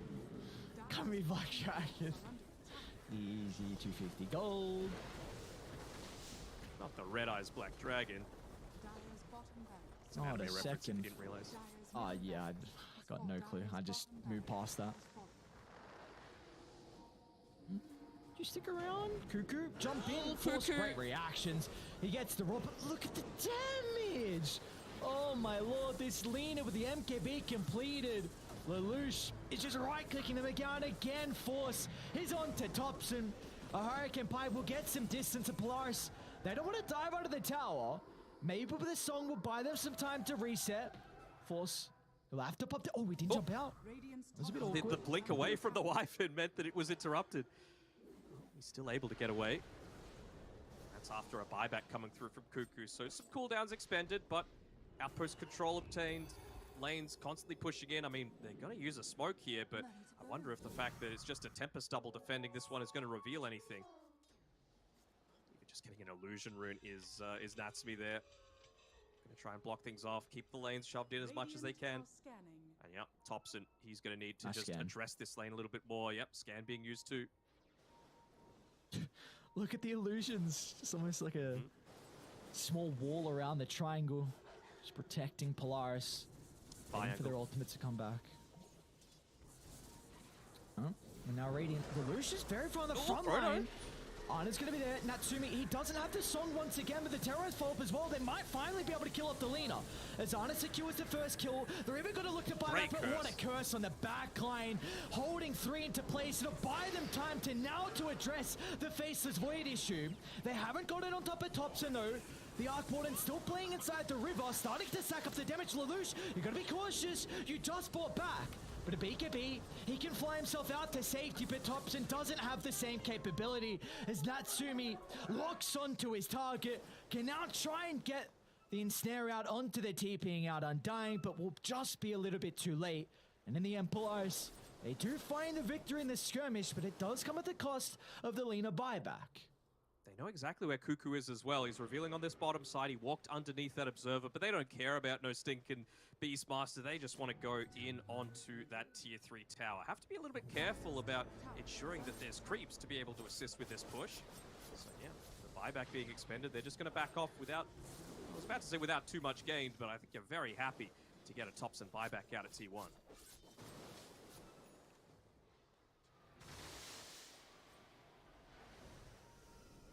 And into Roche they go now. Die with the ward on the high ground. We'll scout this out, but there's just no way they're going to be able to defend it. So third Roche, given over to Polaris, Aegis, Cheese, and Refresher Shard. It's like the Aegis once again to Lelouch. And Natsumi is going to hold the Refresher Shard. Either him or Wyvern. Both of them are very valid carriers, I would say. Yeah, Aegis. Give over to the Wyvern. That's cool. Smoke up. Potential last fight here. 30,000 net worth lead for Polaris. Again, they know that TOPSON bought back price, so if they get the kill into the Arc Warden, potentially game over. You just gotta kill Wyvern. Smoke's gonna pop. They know Simple as Ana's there. No hesitation. Natsumi's not gonna mess around. As soon as the smoke pops, we'll just chuck out the song. And Ana is completely surrounded. A BKB, a hope and a prayer, but Force with the Abyssal Blade will stop the escape instantly. And he too does not have a buyback, so Polaris, they can walk it down. They didn't even begin to attempt to try and save him. It was just, sorry guys, I'm dead. I tried to keep this lane pushed out, delay it for just that little bit further, but feels like T1, it's too much. They're down a core. 6 lives essentially running at them with the They're leader. going to try and blow up the first life without committing too heavily. Look at the jump in from Force, so straight on TOPSON's location. If they kill the Arc Warden, it's game. And TOPSON's down. That's a dieback. And now Force is going on for more. What a incredible Marcy performance coming through from the offlaner and Polaris. I've been incredibly impressed with how he's been able to start these fights time and time again for the boys on Radiant. And it looks like we will be getting a game 3 out of this series. Dyer's top barracks. I mentioned that he would just need to do a little bit too much to be able to pull it off for them, and I mean, he has delivered in spades. They're going to try for this last defense coming through. Terrorize keeps getting pump back. They want to try and wait for Ana to be respawning. Maybe now they need to use that Terrorize. Gives them a little bit of time. Just feel like they're going to be lacking the damage still, though. Great Curse again. Oh, a beautiful curse to close this one out as Polaris taking game 2. Denok, I am incredibly impressed. I said it towards the end, but I felt like Force was a big reason of why they were able to take this game. You know, if he wasn't able to make those cute individual plays underneath the tier 1 tower up top, he'd never have as good of a game as what we saw out of him. 12, 3, and 5. And also just in the team fights as well. He was able to get on top of TOPSON. He solo killed TOPSON occasionally as well throughout that game, throughout some of the lanes. So Force was a big reason of why they were able to take this game 2. Yes, Force, I mean, I'm hesitant to give him the MVP just because of how excellent Natsumi played as well. Like, the farm on this man was insane. Great usage of the Song of the Siren every single time. Itemized to perfection. It just really wasn't anything to fault coming out of that Nagasara gameplay, from the pick to the laning stage, to the team fights, to the farming patterns. Everything was on point, but I don't think you win that game without the Marcy going in first, finding those key pickoffs, getting double kills solo in lane, which you really shouldn't be able to do. So I guess we'll give it to Force because I said before, he is the key linchpin. That's why they put so much focus onto shutting down the Axe in game number 1. We saw what result that had for T1. This time around, Force got off the chain and he was able to bring it home for Polaris. That exactly he did, and we'll see what the difference is going to be in the third and final game here of the lower bracket finals. Polaris feels like the recipe there for them, at least in this series, is ban out the Morphling. They can deal with the Undying. At least in this game, it was in a position 5 role and some different heroes were played. I also hope we stay away from the Arc Warden for the last game. Let's just make it a game where we don't have to worry about that and the Tempest double shenanigans, but at least in this one, we're going to be going the distance here with the lower bracket finals. We are tied 1-1. Only one team will move on to face Talon in the grand finals. Who will it be? We'll find out after the break.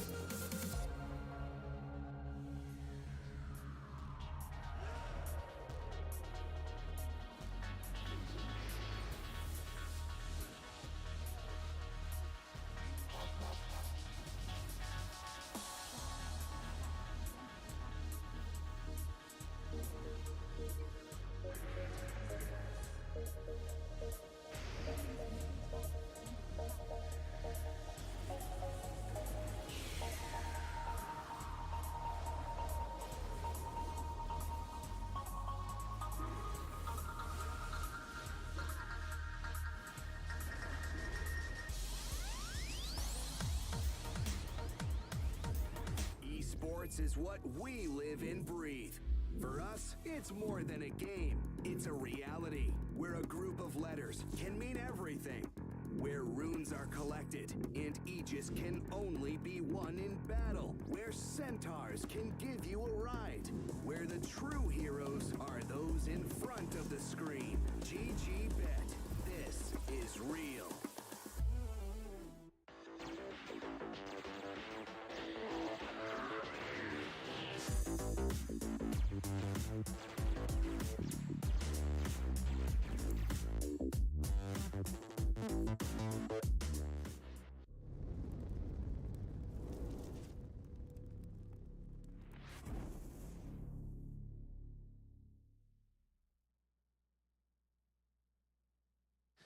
One game stands in the way for one of these teams to move over and face Talon in the grand finals. It'd be a rematch for one of these teams as well. Polaris and Talon, well, both had some difficulties. Sorry, Polaris and T1 both had some difficulties in the upper bracket versus Talon. So the rematch that we're all looking for, but we still need to see how our game 3 shapes up. Then a little bit different here as well. So far for T1, through the entire qualifiers, they have had first pick in every game but one. This time, it's going to be a little bit different here versus Polaris. So what can we expect out of game 3's draft? Yeah, I'm keen to see how T1 actually look to ban around this, right? Because that, I think, is the key to beating T1. You got to take them out of their comfort zone. We saw it in the game that we just saw, with them getting rid of the Enigma and getting rid of the Morphling. I feel like that goes a long way towards that sort of goal. And if they're just going this first pick every single chance that they can get, then take it away from them. Force them to adapt. Force them to do something else, because this isn't a team that's been together for quite so long. Sure, you've got the connection through from Cuckoo, Zephyr, and Whitemon, and then you've got the connection between Ana and TOPSON. But let's be real, Ana and TOPSON played together like 3 years ago. You know, the constant cohesion in a pro team is not there. So I feel like if you take away their plan A, and their plan B just becomes a lot more exploitable. They're going to make more mistakes. Yeah, and I think in this draft, there now does really have an opening for Polaris to 8th pick the Morphling. It's something that I've mentioned multiple times that I think is a possibility, because of T1, we've seen every time they're picking TOPSON's Morphling at the 8th. Now it could be different. Natsumi has a incredible Morphling.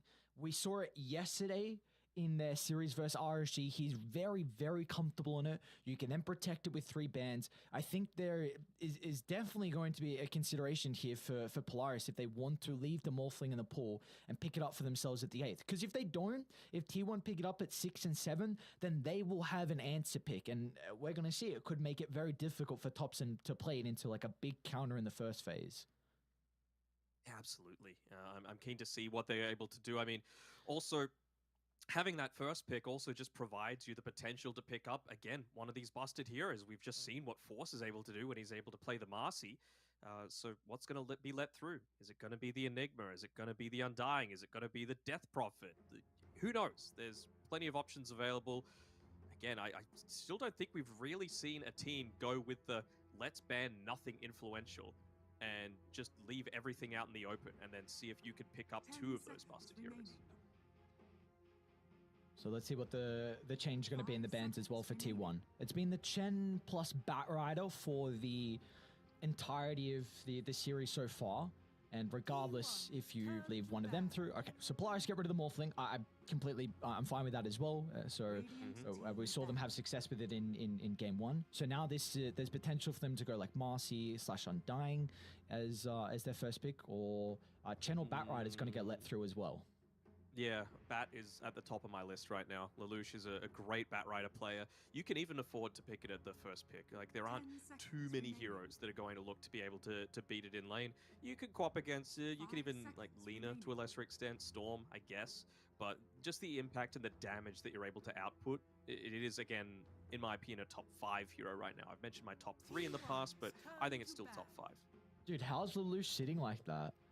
What? One's got some flexibility, that's for sure. I'm so intrigued on how he can sit like that. I really like one leg under, like I'm kind of sitting cross-legged, but not over the top. One leg under when I'm sitting down.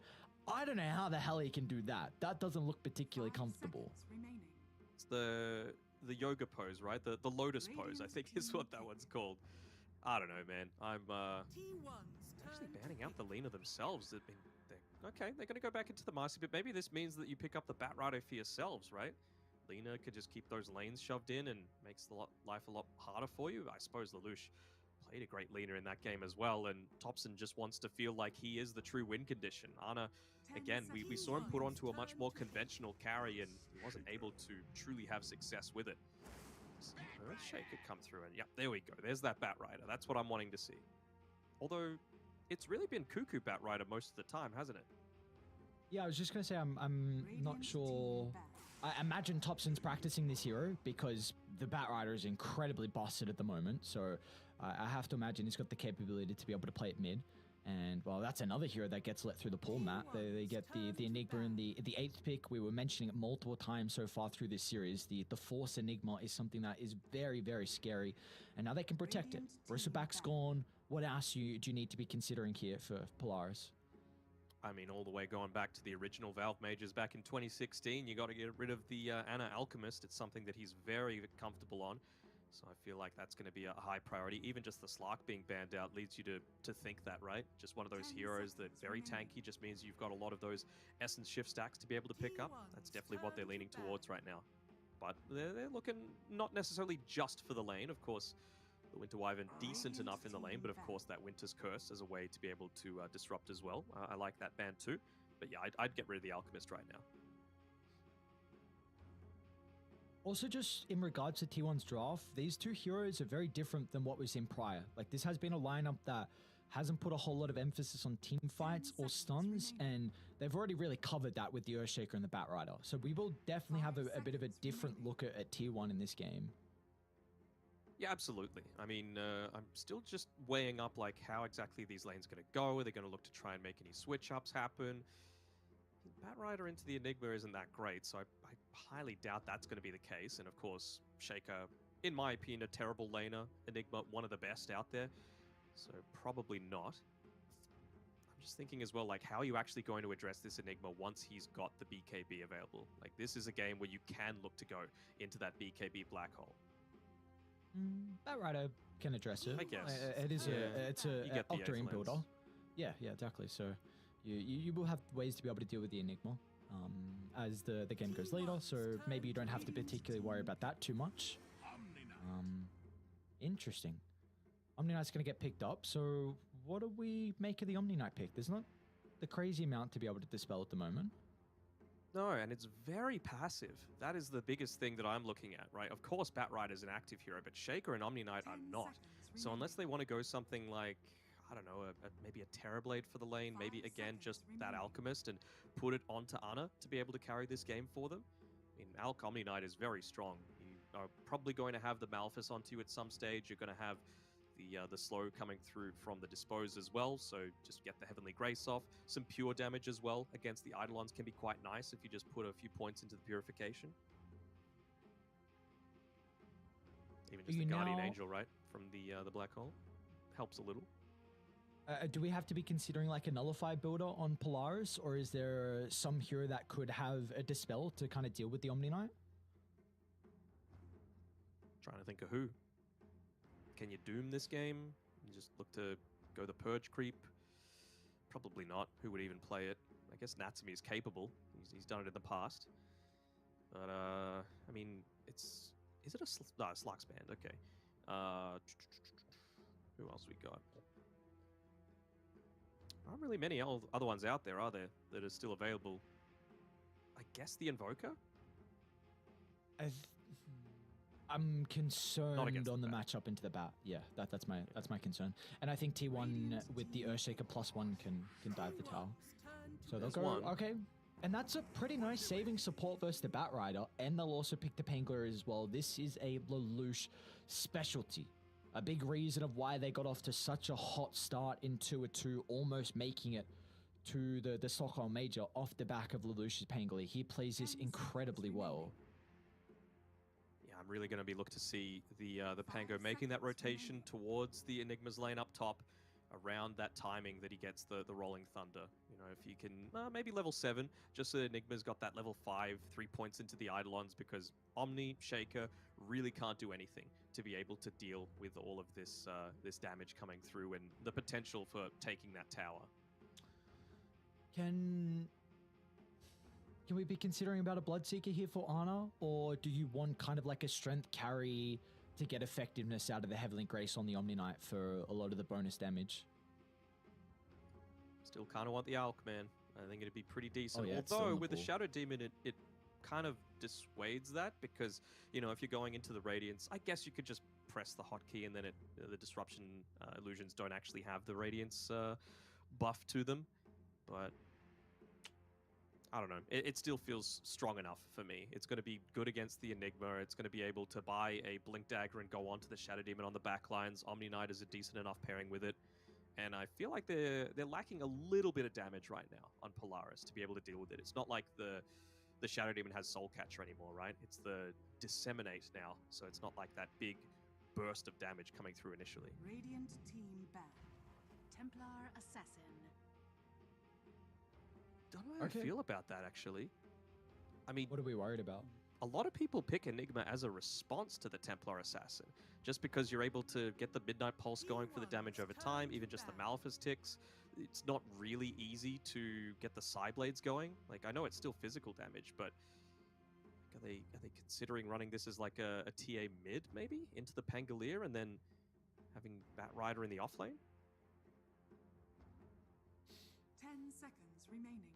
I guess the nice thing about the TA is that it is nice to be paired with the Omni Knight, where you kind of just chuck the Heavenly Grace on her and you have this hard carry-esque kind of like win condition where you buff him up to a ridiculous amount and you just can't avoid this hero. Turn to ban. Got to get rid of the PL, surely, for T1. Very good at dealing with the Templar Assassin. You build into the Diffusal Blade, makes Omni Knight's life pretty miserable. Sure, you can get a decent Echo Slam off with the Earthshaker if the positioning's bad, but even just for the laning stage, 10 right? seconds Great remaining. just to have that little bit of a dispel against the Bat Rider if that ends up being the 5 lane. seconds remaining.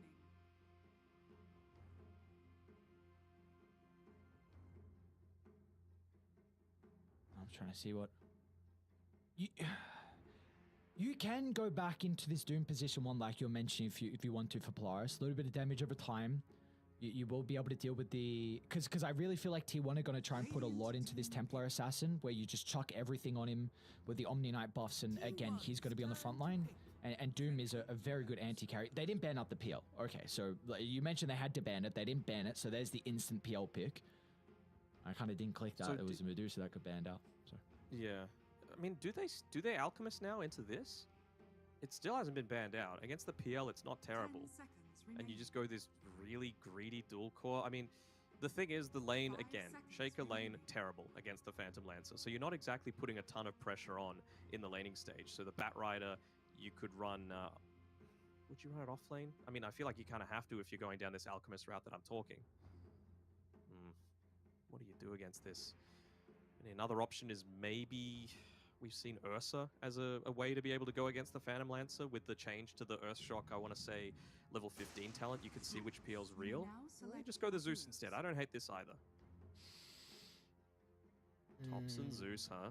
TI winning pick. Not sure if it's a game-winning pick, though. Against the PL, it's pretty nice, but I just feel like this TA's game hasn't exactly been enabled. I'm a bit concerned that they can get on the Zeus in this game. I think TOPSON, he plays a formidable Zeus. You mentioned TI winning hero for him, but we saw what the Marcy is going to be able to do. A little bit different in this game in particular, because not a position 3 Marcy, so maybe won't have as many items to play aggressively, but the Pangolier should have a pretty free game as well. So Lelouch, I think, into like the Diffusal Blade, and then he needs to be playing that initiating role.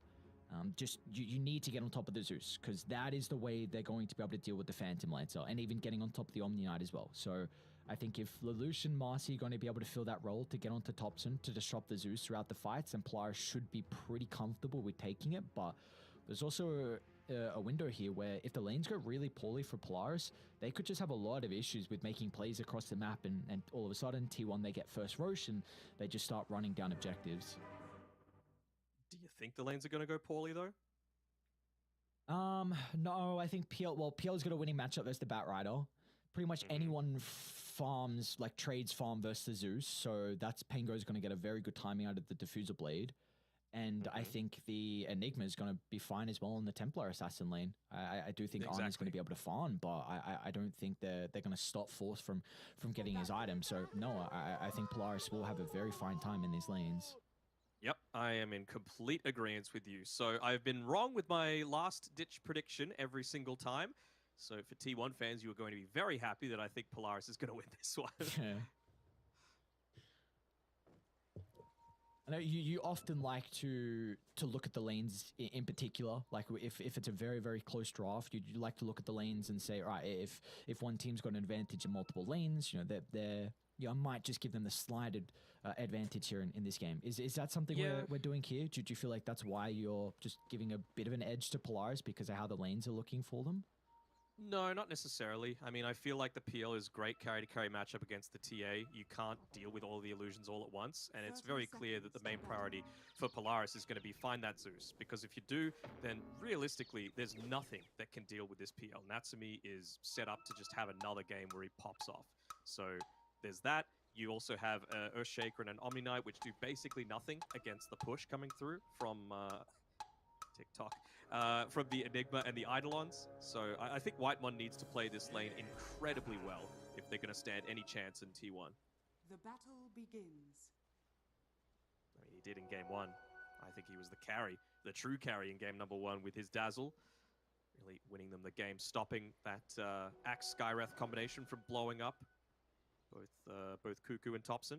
So we'll see. I want to see how he skills this lane as well. I really want to see him put points into the purification, and I want to see him get a little bit more mana regen, just so that he's able to stay using that in the lane as much as possible to clear out those Eidolons, because they're not super tanky at level 1. It's just 180 HP, so purification and a couple of right clicks, they're dead. As the mid lane clashes for the last time in this series, we're gonna get a Gauntlet challenge. Okay, Lelouch doesn't accept it. Come on, disappointed. Put something on the line. I mean, Force has been very vocal through the... Even Whitemon's going to fall up as well. I like it very much. Exactly on cue. It's like we got a bit of a read there. It's the Force tonight, but... Yeah, we mentioned the draft. This mid matchup, it's going to be fine between both sides. They'll get their farm. Lelouch didn't actually start with a stick, which is probably the one interesting thing. He's just going to look to rush the bottle, which is now coming out of the courier, and he will go stick afterwards. Force is just getting all that solo experience, wanting to make sure that he picks up those early levels as quickly as possible. Actually looking to make a little bit of a counterplay come through on Xavius. Surprisingly enough, Force, obviously he was preoccupied in the lane, but I think 3 of the Eidolons actually died to Whitemon previously, so he's gotten a lot of extra gold that he probably wouldn't have been expecting out of this lane, and I just want him to continuously be playing up in the face of those Eidolons and clearing them out as quickly as possible.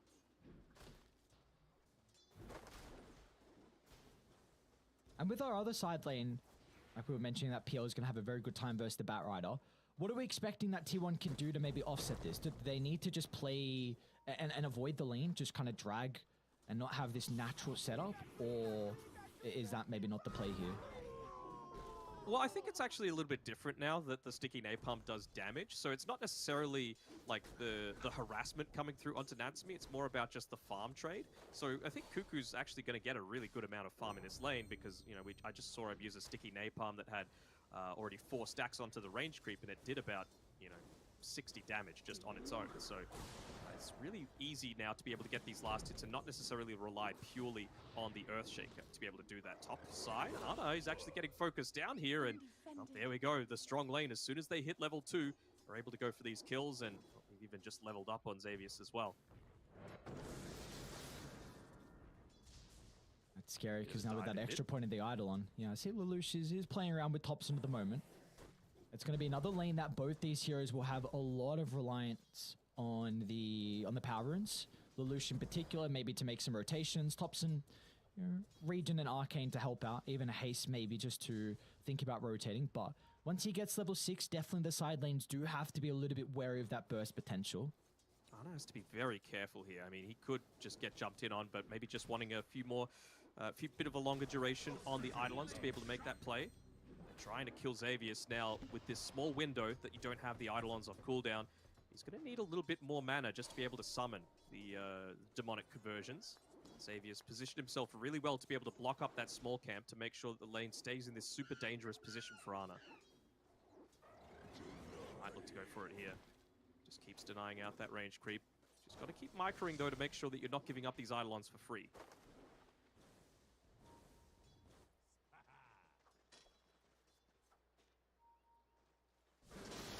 Might be able to get the pull off as well.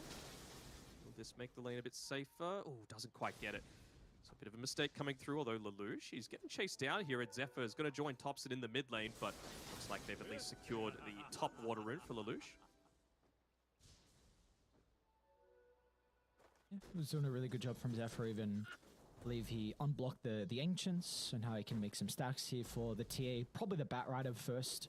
We'll take those stacks, and he's also now going to double at the hard camp as well. So, you know, you mentioned Cuckoo's probably going to have a decent time. He's doing it at the moment. Now that AU has 2 points in the Shadow Poison, their spam might be a little bit more difficult. So Cuckoo, you already see his itemization. It's got some raindrops ready to play with. The Magic Wand charges as well. The one area that T1 are really getting ahead of Polaris right now is just the control with these camps close to the lane. Top lane, they've been able to keep this one unblocked by Whitemon. On top lane, Ana. It's in some trouble. Refraction still available. Gonna try and go under the cover of the meld, and they don't have detection. He will pop out, but Davis has already used his round of spells, so they're gonna be okay. And then on the bot side as well, Cuckoo, he's able to continue farming back close to his own tower. He's actually going to go for a bit of a play here onto Natsumi, who pops the doppelganger, but Cuckoo's fine with that. It just means that he can't really look to move on forward and get a lot of these last hits a bit more easily.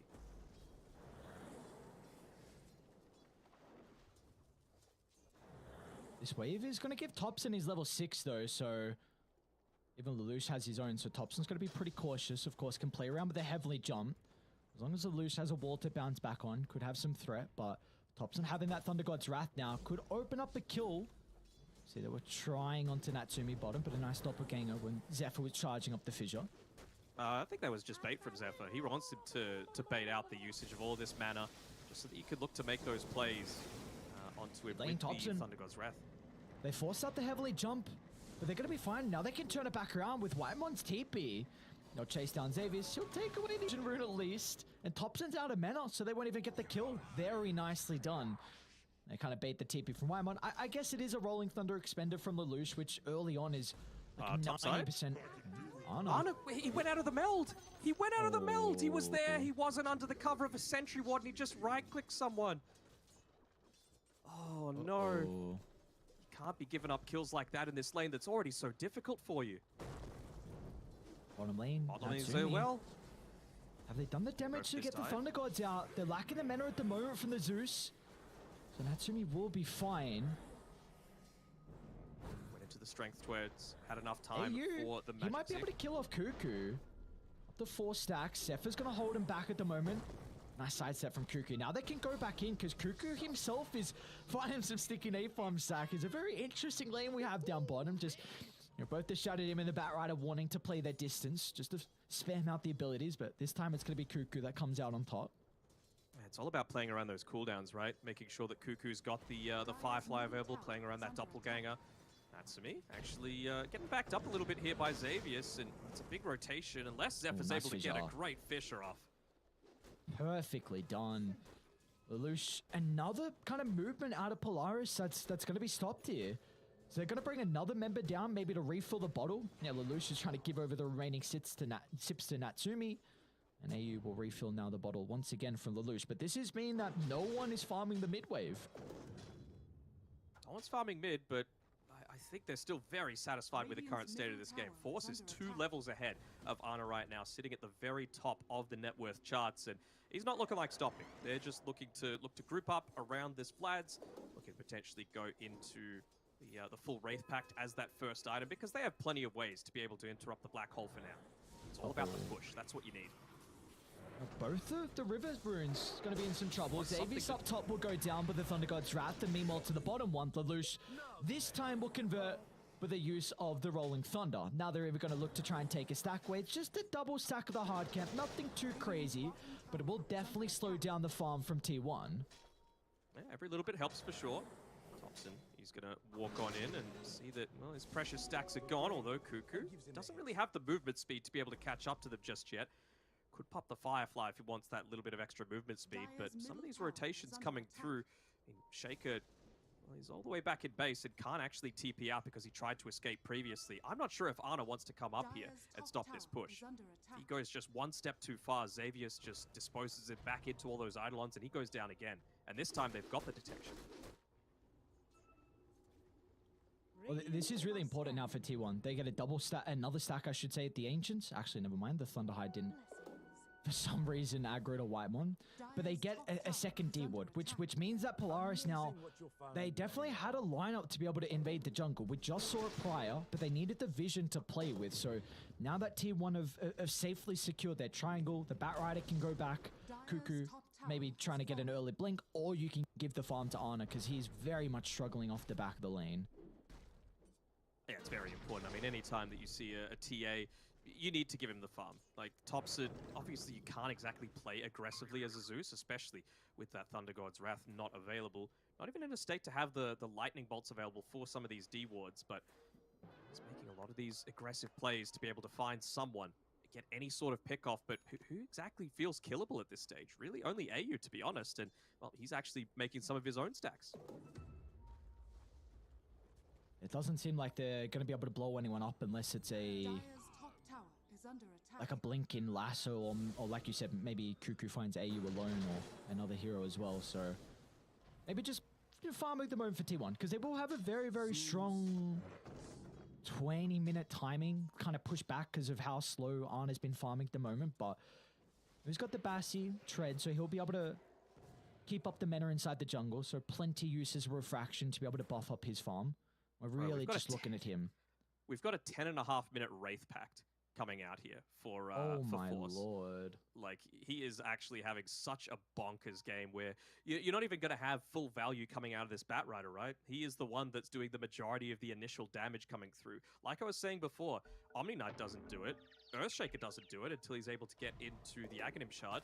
So, yeah, it's all on Cuckoo's Batrider, and suddenly if you're just reducing 30% of it, what exactly are you accomplishing? Force, is he going to solo Black Hole Ana? He's considering it. He wants to build up those They get the Eidolon split. He's going to step out. There we go. Okay. All right.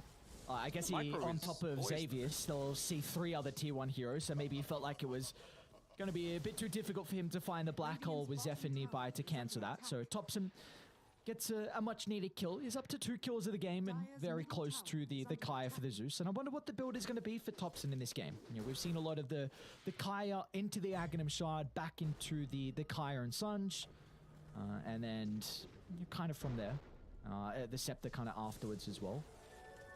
Yeah, I feel like it's pretty important to get the Scepter early-ish in this game, just because you're going to have the ability to find out the Enigma from long range. You know, if you get anywhere near some of these team fights, you know, obviously you're not going to have an Aether Lens super early on. You're going to get caught by the Master. You're going to get caught by the Pango. You're going to get caught by even just the Malefice, right? So you need that additional way to be able to cancel things like the Black Hole. Nice read. Great read from Natsumi. TP's out of bottom. Getting away from the smoke gank from T1 because they have this blink completed on Cuckoo. Really needed that kill to slow down the Phantom Lenses game, who hasn't been farming overly well. Midas not completed for Natsumi will definitely be that steroid that he requires to be able to be the late game threat that we're expecting him to be. But T1, they need to be able to convert with this smoke. And with this tier 1 tower still surviving on the Radiant side, that's the big thing stopping a lot of these smoke They're going plays to see them. Right? Cuckoo. The smoke pops in the ward on the high ground. They know exactly where T1 are positioning. Cuckoo's unable to get the jump in, and Polaris, they're okay. The ward as well. But yeah, I think it's not like they can though, right? This is the main issue that I had with T1's draft. They can't take towers super easily unless Ana gets involved, and because of the laning stage, it's going to be quite some time until he can. So that mid tier 1 tower blocks a lot of these smoke attempts from some of the more unorthodox angles from the left-hand side. Makes it really obvious whenever they're looking to go for any kind of attempt to gank inside of the jungle and disrupt Natsumi's farming patterns. And again, the vision game as well from Polaris, just scouting out Cuckoo inside the jungle. And a very good job. That was placed prior and it's still up and doesn't look like they have any idea of the positioning. Can I catch out here? TOPSON, oddly enough, putting himself out on the front lines. Just trying to keep bullying away, do his job in shoving out these lanes as much as he can with the Arc Lightning. Looking to use that Lightning Bolt off cooldown to be able to prevent even more of that vision that's been coming out from Polaris. We're really getting to a stage where a big... they need to convert on this. 2 smokes in a row now, and if you don't succeed, this Blink Dagger on Cuckoo's not going to be helping out in farm. So they're going to try and move to the triangle. No one's home. Nice scan. I can't see. I think it's red. Red? Yeah, it looks... Yeah. Beautiful scan. You're asking the red and colorblind guy if it's red or not. As soon as I said that, I'm like, yeah, probably the wrong question to ask. I couldn't see all the lines were drawn on the map. I'm like, come on, dude. Bot lane, you got Blink Dagger. All right, they find him. A big jump from Cuckoo onto the PL, but there's no damage. Natsumi's okay, still gotta be cautious. The threat of the Thunder Gods, but Ana, he might be in trouble. Steps too far forward, Lelouch can bounce back with the help of Whitemon nearby though, but Ana's on the wrong side of the fissure. Xavius was able to drag him away, but there's no kills occurring down bottom as everyone gets out, but maybe Cuckoo can chase down Xavius. They know that the Marcy TP down bottom, so they'll look to dive under the tower. It will make him work for it, but in the end, it's going to be TOPSON that gets the kill. And he's up to a killing spree, but look at the move from Polaris. Instantly to mid lane they go to try and take the tier 1 tower, and they could potentially get the kill as well onto Zephyr. He's got the Echo Slam at the ready. He's going to be able to drop it onto 2 heroes, but with no one else nearby. That is a wasted Echo Slam out of Zephyr. I mean, they're probably going to lose a tier 1 and a tier 2 tower. Force is pushing up top with all the Eidolons. They have no glyph available. Killing mid isn't going to refresh it either. This is a great move coming out from Polaris, and they're very happy to get a 1-for-1 trade out of that. Late game, they've got this. Well, they might be able to get more kills, at least for T1. They're going to jump on AU in the river, but the rest of Polaris, they're geared up and ready to fight. Natsumi's nearby along with the Lelouch, but look at them playing the distance. They know they can't heavily commit into the middle. With the Rolling Thunder still on cooldown, they will have some difficulties, but at least they'll keep their support alive in AU. 15 minutes in, no tier 2 tower, no ability for a TA to play around the jungle. Feels pretty bad. Same sort of thing with a Zeus, right? He wants to be spamming out that Arc Lightning. It can't all be in the laning stage, but it kind of has to be as well in the same breath, right? Shaker, Omni Knight, they don't deal with push very well. But Ana has well and truly caught up. He's top of the net worth. Incredibly impressed with his farming pattern. Top lane, Zephyr will go down. Elthus is going to be out from Force to be able to cancel the TP. Now, meanwhile, mid lane, though, Lelouch, he's going to charge into the middle. Gets a double stomp, but there's nowhere to bounce back on. So once again, another use of the Rolling Thunder. That's not going to pay off for Polaris, but they do at least get the tier 1 tower in the end. They do, and they're going to get some of this vision back as well. AU and Lelouch looking to get the D-Ward happening. Now suddenly, honestly, a quarter of T1's map becomes unplayable.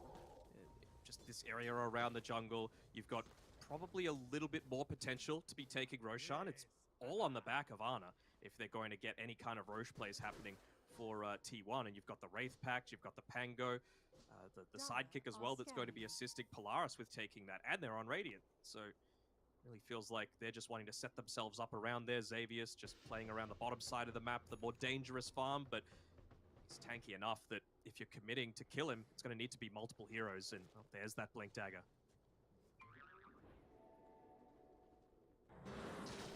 Another very slow-paced game. Either sides have been trying to make their plays to trying to set themselves apart, but there's only 1 kill in it at the moment.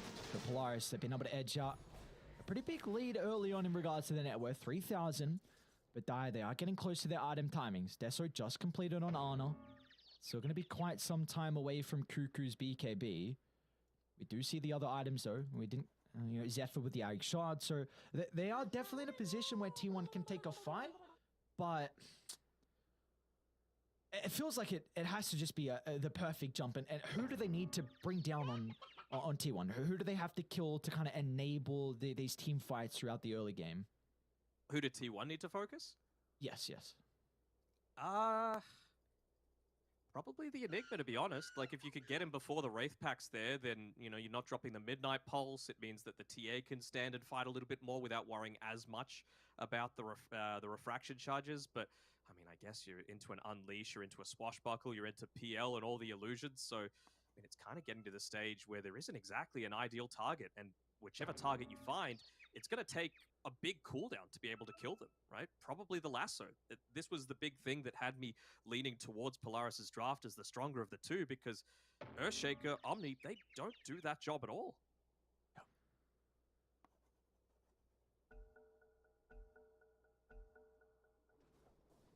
So it definitely feels like it's just another game where, I mean, it's just such an easy thing to say, but it just comes down to vision. Like, if you're able to get those key components out of Polaris in the team fights, it could help out T1, but it's very similar for Polaris. If you kill off the Omni Knight to start, potentially if you're able to find TOPSON out of position, that can really limit the damage. Oh yeah, by far, TOPSON is the most important one that needs to be dying here. They know that the jungle is being farmed as well. Zephyr, somehow, the creep died and went over to Cuckoo instead, the neutral item. So immediately revealing that someone was taking the stack. We mentioned before Radiant are scanning. that Arna struggled in the lane, but his capability to catch back up is definitely one of the best here with the Templar Assassin, and that's kind of similar with the Phantom Lancer as well. Also wasn't getting the greatest amount of farm off the back of the lane, but thanks to the Midas, Natsumi is top of the net worth. 1-0-1. Yasha Diffusal Blade is along with the Midas, but he's still going to need quite some items to be able to take these fights. Still a difficult game for the PL to play into. I mean, for sure, the timing they're playing for is the Well, it's hard. under mid. They get the blink from the Lelouch. It's a decent start, but they don't get the bounce back onto TOPSON. At least the Purge going to be able to hold him inside the river. Xavier's going to try and fall with the damage as well, but TOPSON's still alive for the moment. Still Force jumps in, gets him. Elephus, the answer from Cuckoo's not enough. They'll be able to charge him down, and now without the back rider, along with the Zeus, it's easy pickings for the rest of Polaris. As Lelouch can close the distance onto Whitemon, and this could open up the pit now for Polaris. Lelouch, more like Lel ouch. He was able to get right on top of them, get all of that mana burned off very quickly into that team fight. And it was another pretty decent Fisher coming out just to try and stop the pathing of the Rolling Thunder, but the work had been done. The Zeus had no mana. You hadn't any abilities to be able to deal with that PL or the summons. It's just a draft that's come together so well for Polaris. And TA is a hero that heavily relies on early Roshans. You're one that can just completely take over the game. Without that second life to play with here for Honor, it's going to be very awkward for him. A blink completed, but it's going to be looking for the BKBs. Cuckoo just will get away. He'll be able to get the D-ward off at least. So a little bit more room to be able to play They're around. tipping in. Yeah, he's just coming straight on in. Ultimate's a backup. Low on mana on he doesn't have Lelouch, the actually. mana. A lot of damage. If they can play the distance, they can definitely get the kill. But a banishment's going to give him enough time. Force will even posture aggressively with the Wraith Pack just in case. So cover the retreat. They'll be able to get out of Dire's jungle. That's it. That is what it's all about, though, right? Playing the distance. And I feel like you have two heroes that have that capability in TOPSON as well as Cuckoo on the Zeus and Batrider. And I mean, someone needs to commit. Oftentimes it's being Cuckoo just because you have no one else for that purpose. But again, like, who does he kill? We see him use the lasso and barely tickle someone because the follow-up damage just isn't there. All right, smoke off from Polaris. Let's see where they can get out of this. They see Arna farming in the lane down bottom. He will have Whitemon connecting shortly. Whitemon's in a great spot to pop the smoke. Great positioning out of the Omni Knight, but still Lelouch. He's going to try and target down the Templar Assassin instead because they've got the Black Hole follow-up solo onto Arna, but that's all they needed. The first ultimate of the game nets them a big kill, which will now open up the Tier 1 tower. Radiant structures are fortified. Very, very happy to be able to pop that one. You know, there aren't many safe black hole situations, so if you're able to get one off onto a high priority hero like Arna on his TA, Dire's bottom and tower you has gladly take it. Still no way to be able to interrupt it if the Shaker's not nearby. Batrider, of course, still miles away from being able to get into the Aether Lens, let alone the Octarine Core. lane. Lelouch is going to be in Get some away. trouble. It's All right, a great free kill. pickoff for T1 to find. A big streak over to TOPSON. 606 gold. A little bit of gold as well into Cuckoo's bank. Yeah, gives him the Aether Lens. So that'll be a nice little pickup for TOPSON. And a blink now. It's a pretty decent timing from Zeph, honestly. Shard and blink at 21 minutes. Cuckoo's going to find another kill. So just Polaris bleeding a couple lives across the map, even though they got the kill previously on Ana. T1 still showing they got the chops to be able to combat early on. Yeah, really not necessary to give up a few of those kills. I understand Lelouch because they weren't expecting both TOPSON and Cuckoo to be in the same lane, but yeah, definitely didn't need to be given that one up on the Shadow Demon. Speaking of, by the way, he is going to enable himself to be able to play super defensively as well with that Blink Dagger that he's got queued up, just 300 gold away. So again, it's another one of these instances where you're going to get to the stage where he is the target, excuse me, that you're wanting to be going on, because he's always going to be able to get that save through, but it just made it so much harder once he gets that Blink. In regards to Whitemon's game on the Omni Knight, because you mentioned that you felt like he was the important piece for T1 in game one. What can we see him do to kind of help out T1 in their success in the team fights? He's got a mechanism queued up as his first item. Is there a route that he might be considering going down afterwards? I know it's kind of a pipe dream, but what kind of is the play for him? I'll be honest, I was referring to more about the laning stage for that, just with more points of the purification to be able to deal with it. So we saw what happened, right? Ana just got completely bodied because he was having to deal with all those Eidolons. Maybe... I mean, he's going for the mech. Could he go like a Boots of Bearing sort of build just to be able to buff up Cuckoo a little bit more to provide the ability to play from range for not just him, but his entire team? Would help with whoever gets hit by the Diffuser Blade active too. That's the real PL. Natsumi's posturing very aggressive at the moment. Trying to force some reactions, he does just that. T1 bringing multiple members to try and keep Whitemon alive, and the Omni Knight's going to be able to get out. But still the net worth lead, it's growing for Polaris. Even though they found this first Roshan and not really taking too much map control, it is slowly bumping up in their favor. It's up to 6,000 now, the highest the lead has been so far in this third game. He's just playing essentially the exact same game that he played last time, right? Just with a PL instead of the Naga Siren. Using the illusions, I mean, back with very original OG, first major winning OG. Oh, hold on, actually. Top lane. Looks like TOPSON's able to get the invis. They were playing all around these illusion carries, right? The PL, the Naga Siren, the Alchemist, which back in the day was going into the Manta style. So I feel like if there's anyone that's going to be able to address this, it's Ana, but he's going to need to get vocal. And that's not really something that he's known for. They're just going to tick out, and Cuckoo's on the charge. BKB completed. They see the Firefly. Thundergod to try and give them some information. Natsu with the jump in, but Cuckoo, he doesn't get the initiation now. Cuckoo might be in some trouble. He's going to be protected with the BKB for a moment, but look at Lelouch just charging towards the backline, trying to create some chaos. It'll open up Xavius to move into the middle. They're onto TOPSON, but he's going to be fine.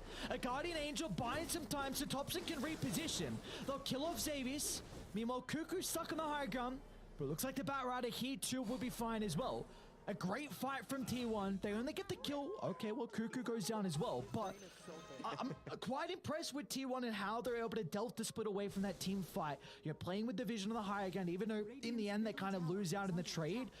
But they do show, you know, they've got the capability to avoid Polaris and kind of keep these cores alive. My main concern, though, is that you've had to pop the Thunder God's Wrath and the Guardian Angel just to be able to survive. Well, one, to get the vision, to be able to maybe catch out the PL, and two, you pop the Guardian Angel so that the enemy position 4 didn't kill your mid laner. So now that they don't have those tools, you TP back in.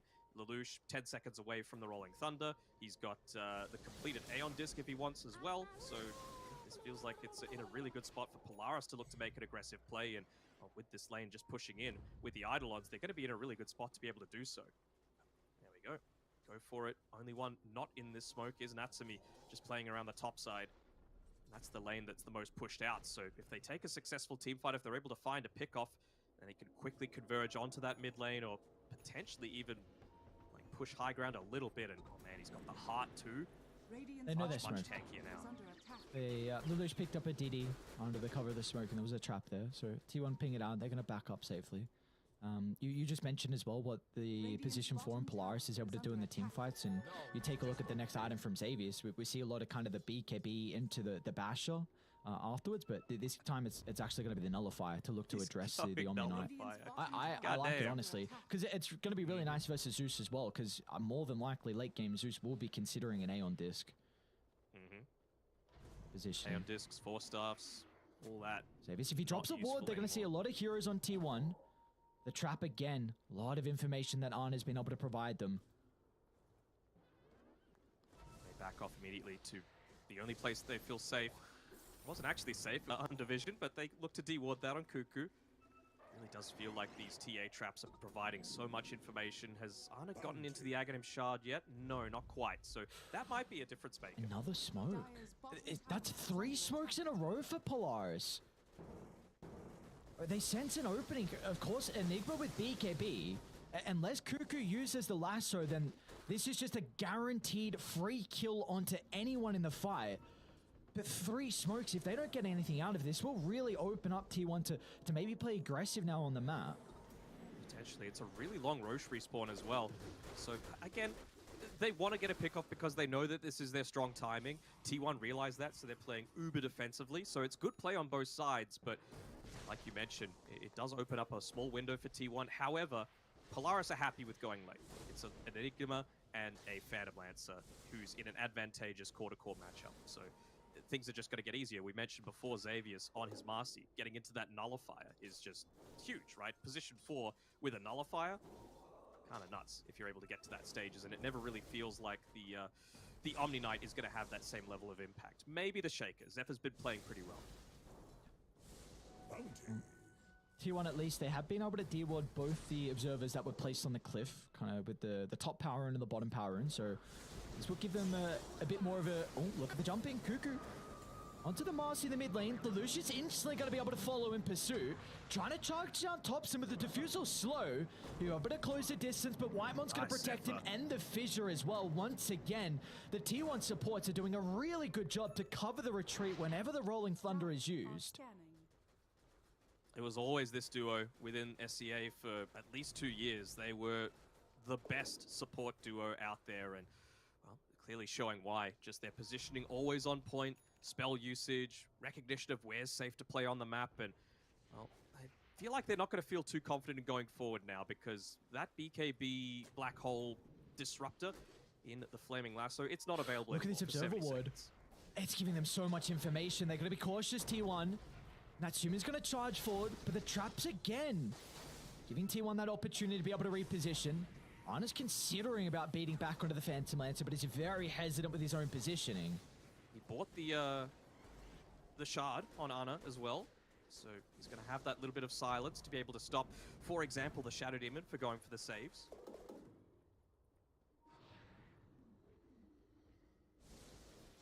They have the Rolling Thunder back up. They used it previously, I believe, with the Arcane from Lelouch. And have it back available for this team fight. Next, Roche is going to be spawning shortly as well, but look at them charging forward. That's a big pickoff. They get the Earthshaker. It's a lot of their stun control in the middle of the Oh, they fight. found TOPSON. That's They're even gonna better. go to the Omni Knight instead. They're onto the Whitemon Omni, but they might not be able to bring him down. Instantly utilizing the ultimate. It's going to give him enough coverage, but out to the right. Forces in. What a disastrous black hole as T1 have got no response. The ultimate to secure the team fight is dire. They need to get out. You can't lead back into the middle now. It's Polaris. They'll come out on top once again and more than likely secure the pit. They will indeed. They've got the vision. They've got the heroes to be able to do so, and well, it'd take an absolute miracle play coming through here from Zephyr with maybe an Echo Slam to go into the pit, but it's just not worth it. I feel like this Aegis isn't going to change matters all that much. Obviously, it would have been great if T1 could pick it up, but it's not worth the risk. Not when you're risking falling out of these SCA qualifiers and losing a chance for that straight path to the group stage. Radiant are scanning. They're just doing the little things right. The positioning from AU, scouting out any kind of smokes that might bring the game back in T1's favor.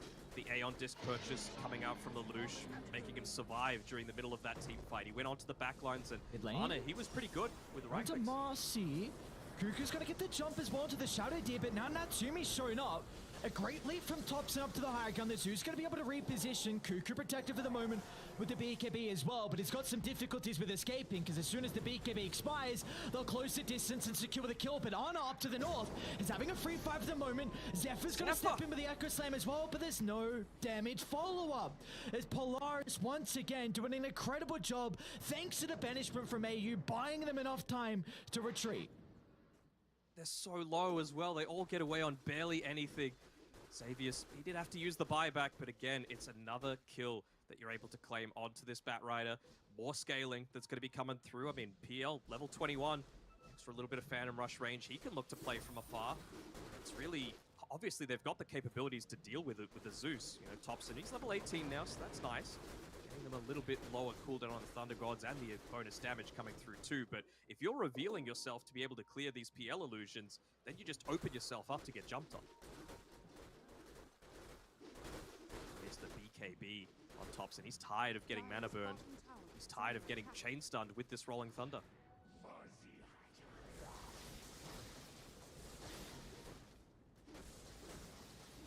Kind of feels like I feel like they need a gem on Polaris. The only thing in my eyes that's keeping them in this duel. Onto Ana at the moment. Beautiful double fissure. Are they going to be able to move in though with this start? T1 playing the distance. Ana's going to try and get the jump. The last right click, it's enough to get the kill. It's a big one to be able to bring down. They get Marcy as well, but in the middle of the team fight, they're losing Natsumi. They're onto Cuckoo. It's not going to be enough damage because meanwhile, Ana is just ripping the backline apart. A triple kill for the Templar Assassin. It's going to move over towards the Pain Clear with the blink back online. Ana gets an Ultra, and all of a sudden, T1 are back in this game 3. All it takes is one team fight, and it's just a little bit short as well of the initiation that they were going for. They were a little bit short on some of these big ultimate cooldowns, and even just the Aeon Disc wasn't available on the Pango at the time, so it meant that they were having to be forced away. It gives them a longer cooldown now on the Aeon Disc, which means that they're able to play around some of these longer cooldowns a little bit more effectively on T1. Obviously, taking a Tier 1 tower isn't absolutely amazing, but Ana, he is starting to really dish out the damage, and I think he's finished up the Daedalus as well. We see what can happen when... Well, back to live. Natsumi's on some of the heroes at T1. Cuckoo's going to be okay. I don't know if Whitemon's going to be in trouble, though. Phantom Rush is back up. Natsumi's got to be a bit cautious. They're starting to connect. Zephyr has the Echo Slam, but without other members, they won't be able to get the kill, and that is the gem. Well, it should please get the gem. Please don't let the Cory get the gem. Yeah, AU's pinging it. AU's pinging it. Oh, Korea. Run away! Run away! Oh, not the Shadow Demon. The miss! Oh, the miss! No! The miss How again! many misses? What's going on? Okay. What did I just witness? What? Oh my lord. Alright, this is a big item. PL's about to have Nullifier completed, so that will really take the Omni Knight completely out of the equation. You think he immediately goes and buys it and says, look, you don't have Guardian Angel for this little bit. We've got a minute left on Aegis. Let's try and get at least this Tier 2 tower. Yeah, I think so. And I think for T1, very similar to what we saw how their last team fight played out, it needs to be the Earthshaker and TA combined together. If I've mentioned a lot, but you need to play distance, you need to kind of play the edge of the team fights, fissure from afar into the enchant totem, and have the long range TA be able to right click them down, kite in and out. If you can do that successfully and kill off some of the supports, all of a sudden you've got a numbers advantage, and we can just see what the damage can come out from Ana. Because he went this Daedalus, like he's avoiding BKB, and no doubt about it, you have an Omni Knight to protect you, so now that he's got his damage items, he can consider going back into the BKB to kind of enable him to right click. Yeah, he's been caught out in the lane a few times, but his positioning in the team fights has been pretty damn solid, right? To be able to get away with not going that BKB against a Pango that's constantly rolling through, against the Marcy that's wanting to jump on top of you every single time. Get that bottom tower for free. It was already very low. Don't know if they'll be able to claim mid, though. TOPSON doing his best to shove it out. Backed up by Whitemon, just playing a little bit further behind. They're going for another smoke here. Will this one catch out? And they know that Ana's up top. Might be Zephyr in good position once again to be able to find this one out. Actually avoid the lane, though. They're trying for the big wraparound. He's not quite in the Ana spot. He's a little bit south of that. But Xavius, will the smoke pop? See the shaker. That's not the target they want, though. Oh, it gets up and gets out in time. Oh, the Spidey senses, man. Very nicely done.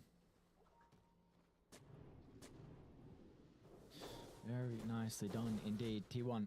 6,000 deficit for them. And the items once again starting to be accumulated. You even got some 20 talents, in particular TOPSON. Extra damage with the Thunder God's Wrath, plus 100. What level is on? Oh, he's 22, so he's well and truly past that. It's gone for the Melt Dispels in a game like this.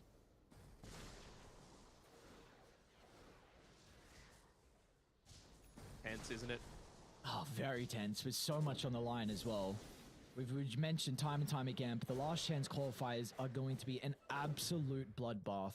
Only 2 teams moving over to the group stages.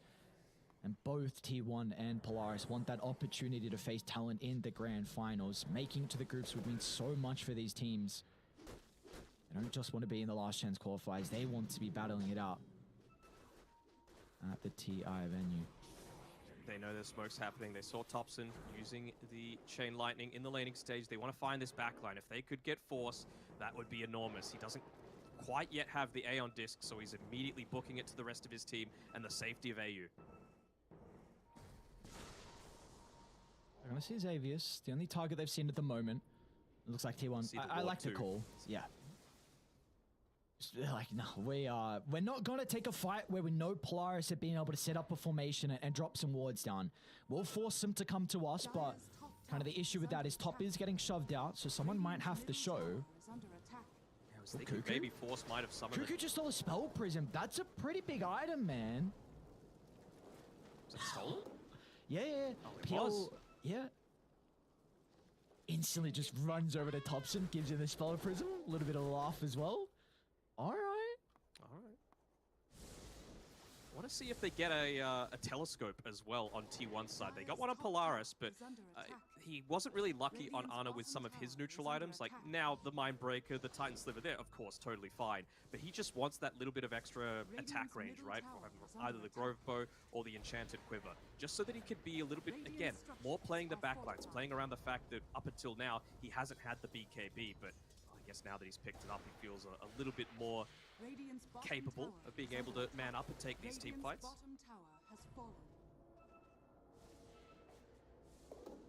Finally, Tier 2 Tower is going to be playing for T1, so they will be able to get the outpost control now. Let's see if they want to set the formation up down bottom and take a fight. They've got a decent ward and a couple traps as well to scout out. Of course, Radiant do have this gem over onto Xavius. He's also changed up the build, feeling like the Nullifier was a bit too difficult of a route to go down. Second Spell Prism available was just picked up, and it's actually Ana that's going to be holding on to it for now. Never mind. It's the Titan Sliver back in the item slot. I mean, you've got to be giving that one over to Whitemon or Zephyr, surely. He's still holding on to an Arcane Ring. Maybe Cuckoo might take the Spell Prism and Zeph. They're going back and forth. I don't know what Zephyr wants. He's got the Timeless Relic at the moment. And yeah, Cuckoo's got the Spell Prism. All right, smoke on smoke. Gaia, they're going to path over to Radiant's jungle. Whitemon, you do not want to enter the high ground. This is a hero that is so important to the lineup at T1. You cannot lose the Omni Knight at the start of the fight. There's Cuckoo. He gets a jump. Over to Xavius. AU's instantly in with the banishment. But there's a double damage run as well. Natsumi's going to snag that up, so they will have this advantage now as instantly T1 on the retreat. They'll be able to get back towards the T2 tower. Can they go back in though? Because meanwhile, Whitemon, he's completely isolated a rest from the T1 members. They'll kill off the Omni Knight. He does have a buyback to rejoin if the team fight breaks out. Looks like that's not going to be the case, as Polaris, they're happy with what they've got. What I really like about how, I want to say it's TOPSON making a lot of these calls. They are just refusing to fight under areas where they don't have the information advantage. As soon as they saw that Observer Ward with the Lightning Bolt being dropped next to Whitemon, that's an aggressive blink. Zephyr's going to be in some trouble now. Instant use of the Nullifier, but the Echo Slam, it's not going to be able to get enough distance away as the Illusions will finish the kill. Another support going down. And that's the Echo Slam expended as well, so they will not have this for the Roche fight. And it's the longest possible Roche fight as well. It was like 2 minutes, 50 seconds, so it's going to be favoring T1 a little bit, allowing Zephyr to respawn and still haven't impacted this fight. Of course, the Aghanim Shard means that you're not useless outside of these Echo Slams. Of course, he doesn't want to buy back, though. That Wind Waker could be a big difference maker as well in some of these team fights. If you're able to catch out someone that's getting chain stunned or within the black hole. Buybacks, they're the most important resource right now. Everyone has one except for Marcy and PL, and well, Natsby's very close to being able to pick his up as well. They're just camping around this Roche pit. They know that they just don't want to give this free objective over. It's going to be the third one. Will it have the Shard or will it have the Aghanim Scepter? Both are pretty ideal targets, but you would have to say the Refresher, which is on the Roche, is what Force is eyeing up right now. See Xavius on the high ground. Let's look at the blink away. So Dire, they're going to move on over. Again, no Echo Slam for this team fight. The full wraparound. If they could catch AU, that'd be great. Really is hindering Cuckoo's effectiveness, but you can't go in first with the lasso onto the SD. Smoke's going to pop. Let's see, they want to look to jump. Marcy's away from the team, so once they're in, they're going to lead him with the lasso to try and bring him down, but the damage isn't there. Lelouch, look at the Rolling Thunder, now the Black Hole, onto 2, and eclipse the important target on Ana. Now they can look to clean up the members of T1, as one by one they go down, and Polaris have 0 casualties. What another incredible team fight coming out from Radiant, and now they can reap the rewards of the Roshan. Oh, just all that positioning coming through there. He's even got the Aeon Disc in his backpack right now on Force, but just the Aether Lens providing that little bit of extra cast range. Same sort of thing with a Psychic Headband. I think Marcy's holding onto the Telescope as well. That was the longest range Black Hole I've ever seen. And Cuckoo as well. They're going to get another pickoff. Potentially going to make it a team wipe in the end, Cuckoo. Ducking and diving, sidestepping as well. Blink up shortly. Oh, Cuckoo. Can you get the TP out? Looks like you'll make it. Well, Xavier's unintentional grief coming through there meant that the Maleficent stuns weren't actually connecting in onto him, and they could get that consistent damage through, but there we go. Refresher Shard being picked up. I want to see him put the Aeon Disc in the old backpack. There we go. Actually gives it over to Lelouch, did he? He did. Even just the casual plate mail. He's been far too many times where Lelouch has been brought super low by Ana just from the right clicks. The Shadow Demon's not nearby though, having just reclaimed the outpost, so I wonder if that's going to give them the sense that they could maybe look to make this high ground defense, go for an all-in play, drag them back underneath the tier 4 towers, but this is still a level 25 PL with Aegis that you're having to contend with Nullifier. And speaking of that Shadow Demon, not quite yet level 18, but he does have the Aghanim Scepter as well, so now you've got 3 different ways to be able to purge off things like the Guardian Angel. Do we feel like Polaris, even with this Aegis advantage and 14,000 net worth lead, that they can crack the high ground? Or is it just they need a pick off beforehand? I think they're always capable of doing it, right? You can just send the PL illusions there. I believe Natsumi's got the Aghanim Shard. Yeah, he does. They're tanky as hell. Skadi, Heart, Sanjin Yasha, Ascetics Cap, everything that's just going to give a ton of HP through. And then the Eidolons as well, of course, assisted by the Wraith Pact. So you think about that and you think, well, you know, Zeus is probably going to be able to deal with them reasonably with the Arc Lightning, but the Eidolons have a lot of magic resistance, so they're going to be surviving a fair amount. And then all that really is again, just revealing the positioning from the Zeus. That's going to enable you to make these dives happen with the Marcy, with the Pangolier, and if Zeus dies, the team fight's just completely open for you. They've still got plenty of buybacks, though. That is one thing that T1 can look to play around with this high ground defense. That's really the big advantage that they are going to have, in fact, is just these buybacks. So we'll see how much they're going to come into factor here. We'll need probably a couple if Polaris do look to siege. Really want to see AU just prioritize that level 18 as much as he can. He's, what, 12 experience away. It's only 100 damage, but it does make a difference if you're able to just layer this one out onto 3 separate heroes. That's 300 extra damage that you're outputting as a support in a team fight. Close that up, and there we go.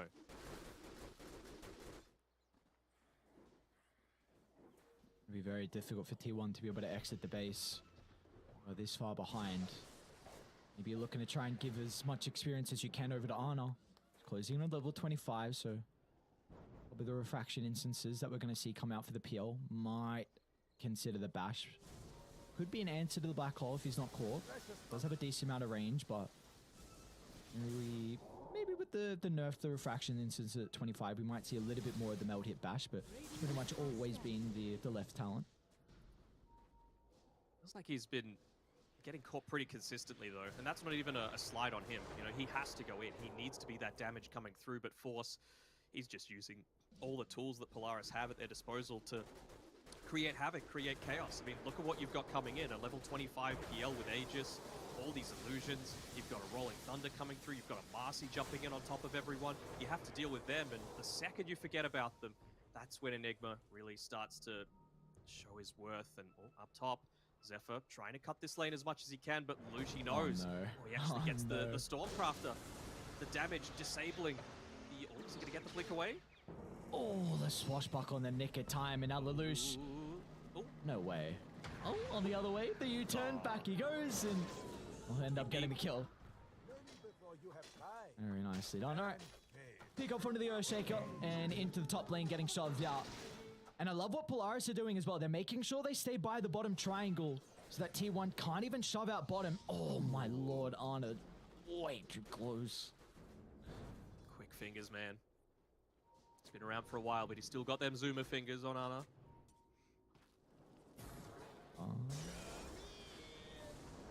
Close to 25 as well for him. Xavier's about to drop. Easy. Free kill. All right. That's a dieback timer as well. And the gem. Do get the gem. Dire's bottom tower Xavier's. is under attack. All right. I mean, they're stalling out the Aegis. Not too fun to push into a Zeus. Spam of the fissures.